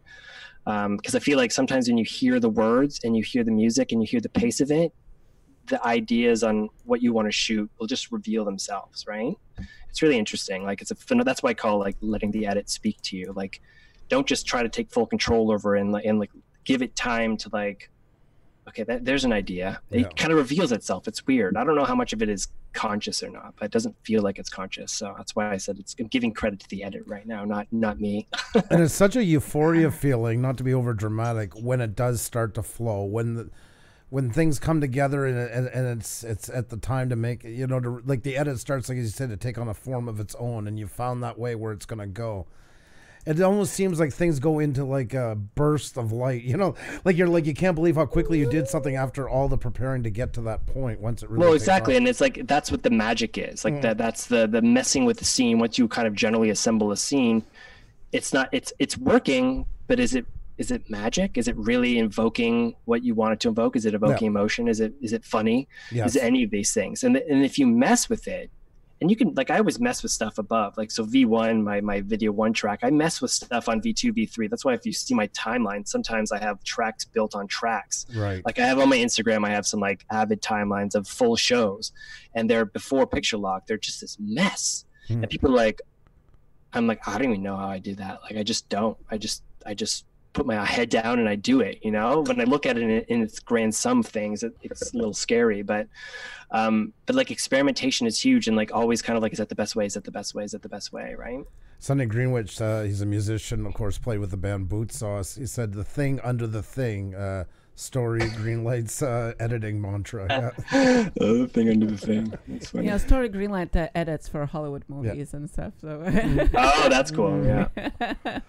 Wow. Yes. I had a song in my head, a song I downloaded one time. You know, I sometimes go through and I'll look just 2 nights on music to find things, because most of my videos I shoot for here are just audio. I like letting music, because it's different from shooting what I usually shoot. I like forcing a story out of just that. And this song for 6 months haunted me. It's tacky, and I loved it. And it had everything right. And then finally, Xenia did a photo shoot with my niece the year before. I had some B-roll in Montreal, and I'm like, I'm making the tackiest AD video I was too young to make when I was younger. Oh, that's hilarious. And I did a kind of Pulp Fiction style, you know, pan shots with already, like, you know, left to right shots, and put the panning into it just to give that Pulp Fiction type. And it came together and was euphoric. I was so excited. I think I never slept or anything. Yes, yeah. I was just into it for like 3 days, like, you know. Well, you know that Sabotage video by the Beastie Boys? Yes. Like I that was such a cool video, like back in the 90s, like that 70s, like the way they crash in on the zooms and stuff. I just freaking love that. Dirty and messy, and it was so cool. Yeah. And it's like perfect. It had that cheap sort of video look to it too. Like even back then, it was like, back then that was sort of I don't know. It was just, I love that video. It was ironic. It was ironically shot. Exactly. So incredible, you know. So good. Oh, we have. I'm honored now that we actually like that. I feel, because I thought that was like a turnstone in video at the time. You know, it was polished. Amazing. And it suited the music, because I mean the song is as dirty as it gets. Not dirty lyrics, but just dirty. It's so good. Yeah. I mean, that's the thing. Like when I used that song because we were shooting like vacation videos in like 2002, 2003, 2004. Like we would go away, like my friends and I, we'd go on snowboarding trips out west, and I'd bring my camera. Like I had a mini DV at the time, like it's kind of like the XL1, but just smaller. Okay. And like I would just shoot, we call it a vlog now, but like I would just shoot the vacation video, and like I shot the whole thing. And like this is part of me like getting to know Final Cut Pro 7 at the time. Like I would shoot this video. We shot this thing. This was 2002, I think. And Wow. and then I just cut the whole thing afterwards. And I made this like 12-minute video. It was maybe like 20 minutes, probably too long, but it's filled with just stuff that when all of us look back on it now, we're just like, man, that was so much fun. Yeah. And they used that Sabotage song in it because back then it was rife with like commercial music, and we had nowhere to show it except for like we had a video file of it, but we didn't broadcast it anywhere. Right. But like, yeah, it was just like, that was part of my whole, like, you know, I was doing it for fun, but it was learning as well. Like, and I'm still, when I watch it, I'm like, that part's funny. That part's kind of stupid, but that part was funny. Like, I don't even know if I could do that now. Like, maybe I'd probably overthink it all now, but it was fun.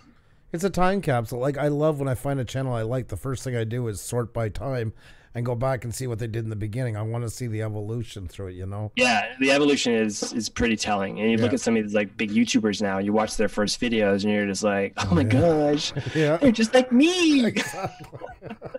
I can be him, you know? I started that way. Mine looked like that right now. But it is cool. I mean, it's nice. I always try to learn 3 new things every time I do a video for myself. That's always been my goal. That's good. Good goal to have. Not enough to make it, because you're right, because too many, and then you start bringing in the effects and it gets bizarre, and you'll look at it 6 months down the road and, oh yeah, this looks like a tutorial gone very wrong, you know? So. Yeah, it was funny because like the star wipe is what I use is sort of transitions. Like, you know, the star wipe is now a joke. Yes. Like, why don't you put a star wipe on there? And, you know, you'll see Family Guy and stuff use a star wipe as a meme to like badly used transitions that are now super dated, but at the time they were super cool. Yes. And like, that's sort of like, I mean, I wouldn't go that far to transitions now, but like some of them are so used that they're sort of becoming jokes of themselves, and it sort of dates them too. Like, that's my whole point of like just straight cuts, keep it classy, keep it timeless, right? Like, we were doing a concept for a show. Like, one of the things I do as an editor is I work on pilot episodes often, and we were kind of like, there was kind of a mixed direction in terms of how they sort of wanted it to go. So we had a version of it where it was like, we call it tarted it up, where we had quite a bit of effects on there just to make it edgy and move. And then we had a version without it. And we spent a lot of time doing the version with the effects. And like, none of us really liked it. And maybe that was the problem with it, because we're like, I feel like we're throwing stuff in and it's becoming distracting. And so I was studying my mental process going through it at the time. I was trying to like, what is it isn't working about it? And then we showed my executive producer, who's amazing. Like, this guy, to get a compliment out of him is very hard, but like his feedback is like, there's so much wisdom in in the words that he says. Like, I'm like, it's the hardest thing in the world to screen with him, because like he never gives a compliment. Right. It's always like this, but you're like, oh my God, I just learned so much on that screening. I just learned so much. So like, it's fantastic. That's why I'm so like receptive to feedback, right? Like, it can be very, very positive, but he was like, the version without the effects, because it's classier. And I'm like, the second he said classier, I was like, that's exactly what it is. It's classy. This is like, this is doing the story justice. This is not like trying to like not have enough confidence that the audience is going to be bored. Yeah. You're letting them tell the story. You're not distracting them with these kind of effects. And at the time, like, the effects were cool, but it was like, it just wasn't helping the story, you know? Very true. I mean, look at all the old wedding videos that they used to do. Star, you know, there was all the digitaling out, the cross shot. I mean, it was every effect they had. They would just use one after another, each one of them and stuff like that. Absolutely. Wedding videos are something that have come a long way in the last 10 years. Like, I can't believe some of the stuff I'm seeing now. It blows me away. I'm like, when I was like getting started, I'm like, there's no way I'm going to do a wedding video. Like, I've never seen a wedding video that's inspired me, you know? I mean, I could have been the person to like do something that's cool, but I was just like, no, I want to do work in film. So I want to work in films.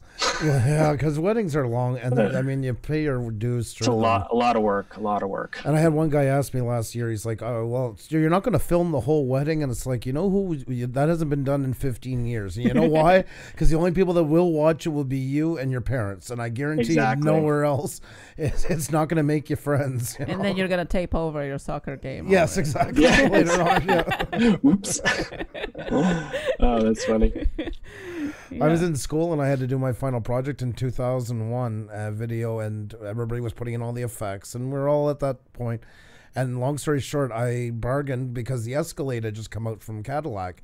And after 4 weeks of negotiations, they agreed to send me the beta track of all the shots. Oh, that's cool. Yeah, and I did the commercial, and I didn't put any of them into it. And when it was all done, I sent it to, they wanted to see it. That was part of the agreement. I sent it to them, and they agreed. They liked it so much they posted it. So I was the first one to ever do an internet commercial. That's awesome. For Escalade. It was a fluke that it happened, but yeah, it worked out in the end. So it's funny because like I think my mom, because she was in like multimedia tech consulting, I did my speech in like grade 5 on multimedia, and like she kind of like, I was into like technology back then.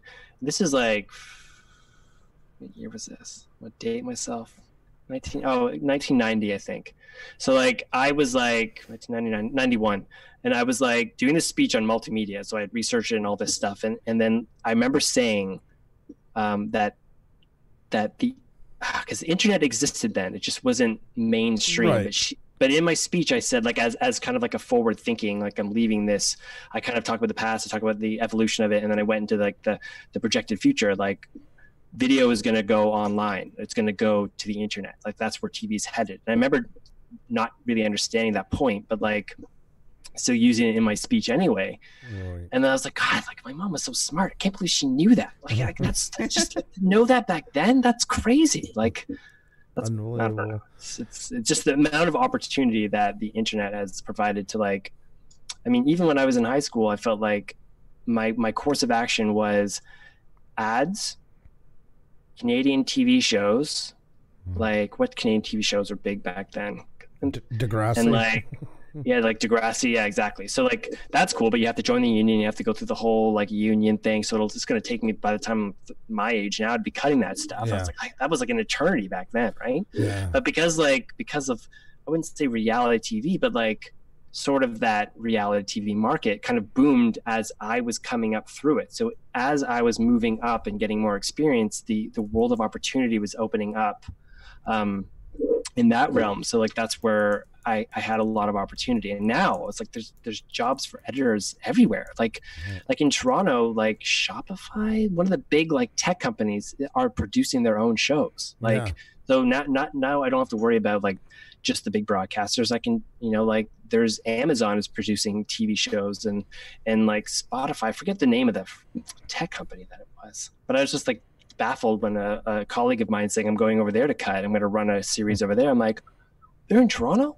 and they're cutting series? Like, that's amazing. Because you're freelance, we want to make sure that there's more work out there, right? Because as much as cable is being cut in Canada, it's still pretty popular in the States. Like, a lot of people still have cable. A lot of people don't have internet connections even in the States that can sustain the download or streaming of Netflix, right? So yeah, and even Netflix started so small, but look at that. Like this year, the first time their movie is nominated for Oscars, right? Exactly. It's ever first in history, basically. And it's happened very quickly. I mean, it's not something that's been going for the last 20 years to build that market. It's been quite a leap and bound. So who is it to say that somebody from, from Amazon and even YouTube as creators could go to that level as well, because YouTube is doing that. Yeah. Like YouTube originals, like they're following in Netflix's like it's, as much as people talk about cable TV not being relevant anymore, like Netflix is very relevant, and then YouTube they're still not quite there. I don't think they especially don't have the older demographic. Yeah. But but they're producing their own original content. So like like that Lizzie girl has her own TV series. I think they're probably going to do something with Will Smith. Like. Yeah. Will Smith is like what made him come to YouTube? You were the biggest star in the world at one point. Because he knows that's where the most viewers are going to be. Exactly. And then look, and he gets the younger market based on that, right? People know who he is now. Like, we had a guest on this. Who were younger, but we had a guest on this fall, Doug Tenaple. He's the guy who created the video game Earthworm Jim. Became a TV series in that. And we were asking him because, I mean, he's pitched to Steven Spielberg and that. And long story short, he was about to do a series for Netflix. And he said they showed the demographics. 60% of people under 45 have given up regular television, blah, blah, blah, blah. But he said there was an asterisk there, and he had to do some digging because they didn't want to tell him what it meant. Well, the asterisk meant that was not including the number that YouTube is starting to cut into Netflix. Yeah. And that's why he came here. So now he's drawing his comic books selling them at a higher price, more limited edition, but the fans get to watch their books being created. Every day he creates a new page, you know, and it's phenomenal. I mean, I think that's the thing that's really cool with YouTube is that it's not in a traditional sort of market. You can show how the sausage is being made, so to speak, and there's people who will love that. Yep, that's like right. I always thought that, like, man, like the behind the scenes making of a series is so fascinating. Like that is honestly what got me into wanting to be a filmmaker. Like watching films like Roger Rabbit as a kid and seeing the behind the scenes stuff, like just being fascinated by it, right? And like that's where I got my most useful stuff. Like there's some, like you don't see them so much anymore, but like where directors do commentary on their films. Like I think Fight Club has one of the best ones because you get so much nuance from David Fincher in like what everything meant and like the trial and tribulation going, just like that's the whole philosophical thing that I find you learn so much just listening to, right? Sure. But like that's what inspired me, like movies. Like it's crazy now where it's not movies that inspire a demographic, it is YouTubers. That's which is insane. Like I never thought that would happen. Like there was that one Casey video where people were pushing past Will Smith to get to Casey. Yes, that's crazy. Yes. Yeah. That is crazy. Like first time ever that like you have a spectrum of filmmakers who aren't on the same page as to like who their favorite filmmakers are. Like when I was growing up, it's like Spielberg, Kubrick, like Nolan, like these guys. And now you have people who like, you know, they say Peter McKinnon is the best filmmaker on YouTube. Casey Neistat's the best director on this. Like they use these names like in the same light as these big Hollywood directors, right? Or filmmakers, which I mean, it's tough to compare the two because like making a film is a billion times more challenging, like, just politically and logistically and financially and all that stuff. But like, it's cool because YouTube, you don't have to go through a bunch of people to say no to you. If you're not marketable, your content's no good, our audience isn't going to like your content. But like, if you produce it, you can get the audience, you know? Most definitely. But everybody has the potential to, and whether or not you're doing it to like be an entertainer or just further your business, it doesn't matter. Like who knows? There's a lot of possibilities. So it's engagement. And I mean now, like compared to 15 years ago, if you ask somebody what's your top 10 movies, your top 10 bands, as long as it was in the same genre, 5 out of 10 would probably be the same because there wasn't as much. Now people's tastes are so varied, you can put 20 people together, they'll say their top 5 YouTube channels or what they watch, or even TV shows to a great extent, and they'll be, I never heard of that one. What's the name of that? I gotta check it out. It's crazy. You know, I think that the elite 1% is fading away a bit, but there's a whole new mid-range opportunity there for a lot more people to fit into. Absolutely. It's weird because like I still like, if my philosophy with watching, like sitting down to watch a TV show or a movie is, and I kind of wish I could turn it off. I find it kind of annoying, especially annoying for my wife who's got to sit there and listen to me sometimes huff and puff at something that I don't. That's like, that's just, if you just, you know, like it's a dumb plot point I try not to be like this, but like if I'm going to sit and watch something, I need to be that for me is not turn off time. That for me is not wind down time. This needs to be inspiring. I need to almost study it. And I'm not going to be overly critical. Like I'm not like some critics you watch, like I'm not like that, but like when I see something that most people may miss, that can blow me away, and I just obsess over it for a number of reasons. Like in True Detective, the first season, there's a scene where that's like a 7-minute take or something, where all this blocking is happening, where Matthew McConaughey is going through this. They're like with a bunch of bikers, and they're going through this hood, and they don't like. I'd fallen asleep for the first part, and I woke up, and just at the start of that scene, and the camera was following him through, and I'm like, they haven't cut yet. So I was like, I kind of like sat up and I was like, when are they going to cut? Because like this is a lot of work to get all these actors doing this, and they never cut. I saw one cut point where they possibly panned up to the camera, and then they panned up to this helicopter, and there was a weird flare, and it was the flare of the light hitting the lens, and they panned down, and I looked up immediately. I'm like, single take Detectives Club, and it apparently was a single take, so it was the whole thing. So I just lost my mind. I was like, I watched that scene a million times, just like, how did you do that? How did you direct it? How was like it's just so fascinating. But like most people just see that and don't even think. But like if you keep a long take on something, be it performance or That's, I mean, I think Haunting of Hill House. Have you seen that series? No. It's a Netflix series. Like, it's an amazing series, but like one episode is a series of 5 Steadicam shots. So it's an hour long. They had to block everybody out in 18-minute intervals where they didn't cut, and they had a lot going on. And that's a technical, like, I mean, that's the kind of stuff I see and I lose my mind over, but most people don't really care. It's a huge feat. No, but I mean, it's I get what you're saying. You're not like dictating, oh, it's frame 2.7, but you're just as a critical eye about the show in general, looking for those high points that will take you away and really draw you in. Yeah, because it's like, I wish it was just the story for me, but for me, it's also about the craft. Like, I do pay attention to how they use audio. I do pay attention to how they do this stuff, but I use it not as like a, how can I incorporate that, or how can it's inspiration, right? Yep. Like, where people will look at YouTubers and see how somebody shoots B-roll or how somebody does this as inspiration. I kind of look at films that way, right? Yeah. And that's where the divide is. It used to be, if you were a filmmaker, you would look at commercials and stuff and look for ideas, but now it's like people are looking at YouTubers for influence, right?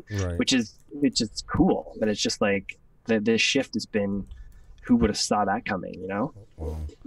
I feel bad. We're gonna have to shut it down because I have to go get my son. I have to pick him up from his ski trip, and Xenia doesn't know how to run OBS, so I want to leave a leave a few minutes to kind of wind down with it. So I have 2 questions. Can I have pick 2 questions? Just My Fish asked, what do you think your best work comes when there is no pressure to get it done, or where you have like a deadline and everything's scripted? Such a good question. Yeah.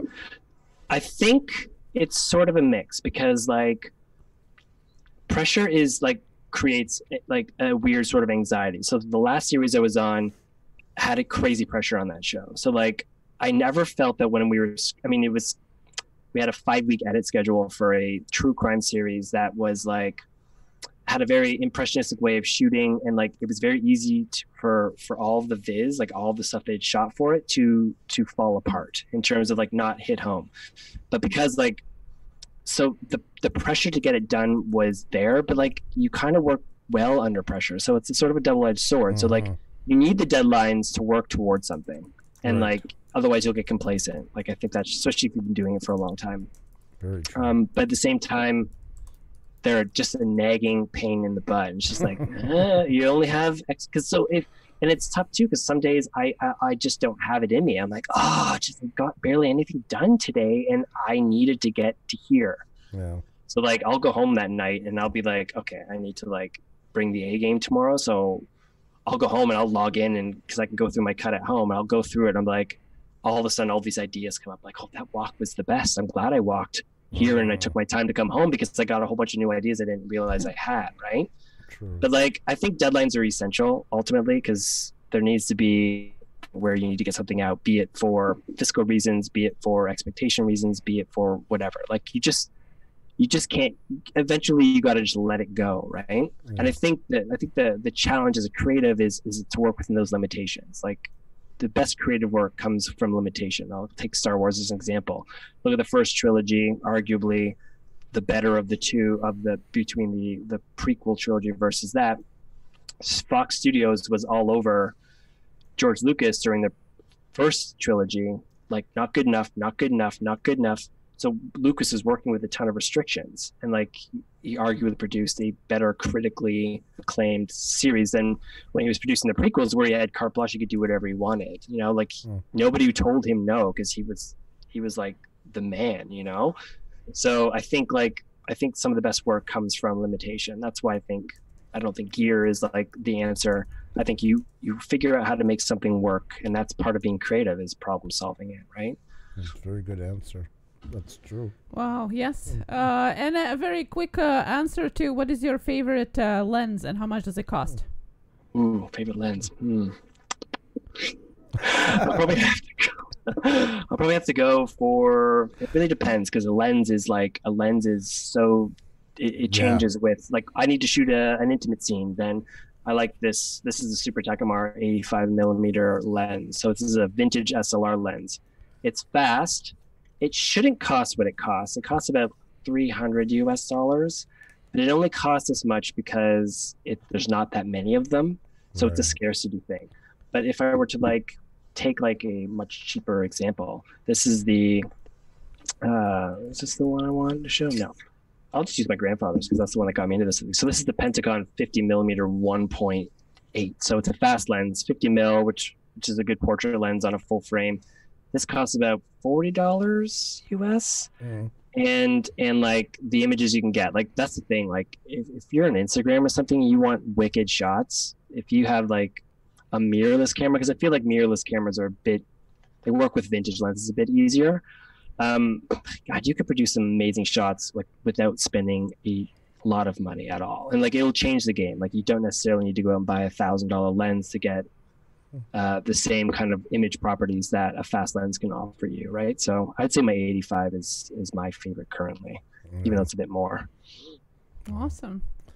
I'm like I say, it's been such an amazing. I mean, I hope people, and I'm going to be recommending to come back that didn't make it tonight to come back and see this. Like, what this is the stuff that YouTubers need to hear. And this. Well, thank you so much for having me. This is a cool hour. Like, this is so much fun. I can't believe it's 2 hours later. We get that a lot. People say, "Oh my God, I can't speak for an hour and a half," and they're very surprised. I'm like, most times we're long. Well, I got to give credit to you guys for like you create an environment for conversation. So like, you know, a lot of the times, like I was comparing this, like how am I gonna talk for this long? But I'm like, no, I've seen there are a few of their live streams. You guys carry the conversation so well. So like that's why I was like, I wasn't really nervous. I was nervous because I mucked up the audio off the top, and here I was all prepared. The last like 40 minutes, I'm totally prepared. Anyway, so I apologize for that. But thank you so much for having me on. This has been a lot of fun, actually. I really appreciate it. I'm so happy to hear that. Thank you so much. Yeah, it was so awesome having you. So much knowledge. Thank you and so you're much. a phenomenal talent. It's been a real honor to get to hear a little bit more. You guys too. Thank you so much, and I hope we can stay connected. And no, well, absolutely. I'm hanging out. I want to show. I gotta turn up for some more of these things. This is awesome. Well, we are neighbors almost. Anyway, Montreal, Toronto. It's like heck yeah, absolutely. Just a door knock away. You never know. So exactly. It'd be nice to meet up sometime too. That would be really cool. So no, it'd be very cool. Yeah, very cool. Well, keep in touch, and you never know. Maybe we can work something else out in the future. That would be really awesome. I'd love to again. Yeah, sounds good. Thanks everybody for watching and listening. That was cool. Good to see all you guys. Even though I didn't see you. Thank you so much for your time. You are awesome, my friend. Take care. Thanks, guys. See you later. Bye now. Oh my God, he is so talented. Yes, guys, if you haven't checked his channel, please do. There's lots of amazing information about editing, about lenses, and of course the amazing gem home vintage videos that he have found in his basement. Yes. His talent is unbelievable. Guys, you gotta check it out. You're gonna be blown away, guys. Anybody who missed the early part of it, it was unbelievable. Like, and he has these great stories. He's done everything, and the real cool part is taking all these old home movies, some he found at flea markets and stuff, and creating these amazing stories out of them. They're unbelievable. What a walk in time. Yeah, if you missed this live stream from the beginning, I really suggest you rewind it and watch it from the beginning of the interview. Lots of amazing insight and knowledge into editing, into creating the story, into telling the story. And that's what we mostly all do here on YouTube, right? Crazy talent. So glad we got him on our show. Yes, he was fantastic. Stacey Morgan, how are you? Good to see you. Great to have all you guys in here tonight. Thank you very much. I mean, I love talent like this because it really inspires me, and I think we all need that by times. You know, something new to kind of make a. That was I just showed you a little clip from the 8mm movies that he's making. You got to check them out to really appreciate it. Here is some of his other stuff he's edited onto, and I mean, it's phenomenal work. He's done some work for some huge. He has his own production company, his Discovery, all those names. So yeah, definitely got to check him out. What a treat to have somebody on like that. Yes, amazing. Like I'm blown away, and we could talk probably for a couple hours more. And I really hope that we get to meet each other in real life as well, since as I said, we are neighbors. He is from Toronto. And thank you again to Joey, who tweeted out that amazing video that got my attention. He has a great way and of after finding. Talking with Andrew, we're just like, we have to have this guy. He's a gem. It is, guys, and that's like reaching out and finding like new people to bring in and stuff like that, you know, and being inspired, and I think it all works. There, guys, there is Mark. He's in the chat. Definitely, definitely make sure to check him out. You will not go wrong with his content. Got it. You got it already? Oh, sorry. So I hope I didn't take it off. We just both gave you a wrench at the same time, Mark. I can't have you walking around here wrenchless. So, I think a lot of people are we're hoping that he's going to eventually do a Q&A live stream, because I think his live streams will be plugged solid with stuff like that. So, oh, excellent. Yeah, Stacy. Stacy is a close neighbor to Mark as well, another Canadian.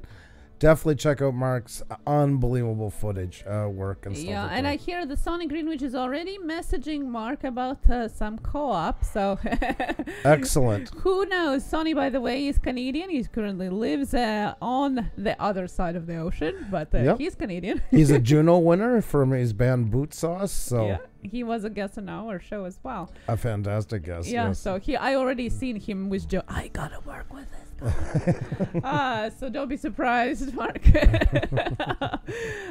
Thank you guys so much for enjoying Yes. our time here. Thank you for joining on this Friday night and spending your time with us. Please, guys, if you haven't hit the like button, please do. It really helps us out a lot. Also, remember, guys, in the description, I hope you guys can check it out and consider joining the campaign to get rid of the dislike button on YouTube, get rid of bullying. There's a whole thing going on. People are all hiding their likes and dislikes and using the hashtag as well. The video's in the description. We'll tell you all about it. Then there's another video to even show you to do it. Let's get behind it, guys, and let's make YouTube even greater. Thank you so much for being here tonight. Once again, if you haven't subscribed yet and you're new here, we'd love to show you all the other things that we do, guys. So, yeah, Elena, and we don't do much of that, though, during, when we have a guest on, it's not fair to the guest. So we really keep it's okay if people meet each other, but we keep it really on the down low. Thank you so much for supporting us through Super Chat, though. Yes, that was very, very kind of you. Sunday's a better time for that kind of stuff, and we try to keep the self-promotional minimum. And also thank you to Just Fish and Rastorama Videos who supported us through Super Chat during the show as well. Thank you. You guys are very kind. And it's great to have each and every one of you in here. And I want to thank Mark again. Unbelievable. It's so impressive. What a wealth of knowledge. Oh, so, yeah. Thank you very much, guys. Guys, if you've done all that, you've hit the like button and everything. We always visit another stream at the end of the night. It's voluntary, but it's a great way to meet other people. So, Jenna Music, that would be a great place for you to head over. But please, guys, whenever you go to a new live stream, don't ask for support. Some live streams do it, some don't. Just take a moment and see how they're doing things. It's better off to just kind of mingle and get the feel, because every channel is different. Every channel accepts stuff that the other one mightn't have, or vice versa. But it's a great way to meet new people. And you can find a new channel, maybe somebody that you never got to meet yet, or met here and never got to catch their live streams. And hey, it's all about networking, guys. So thank you, D-Man52. Appreciate that. Thank you, Scott's Thoughts channel. Glad you made it back out of the cold and for posting the links and everything.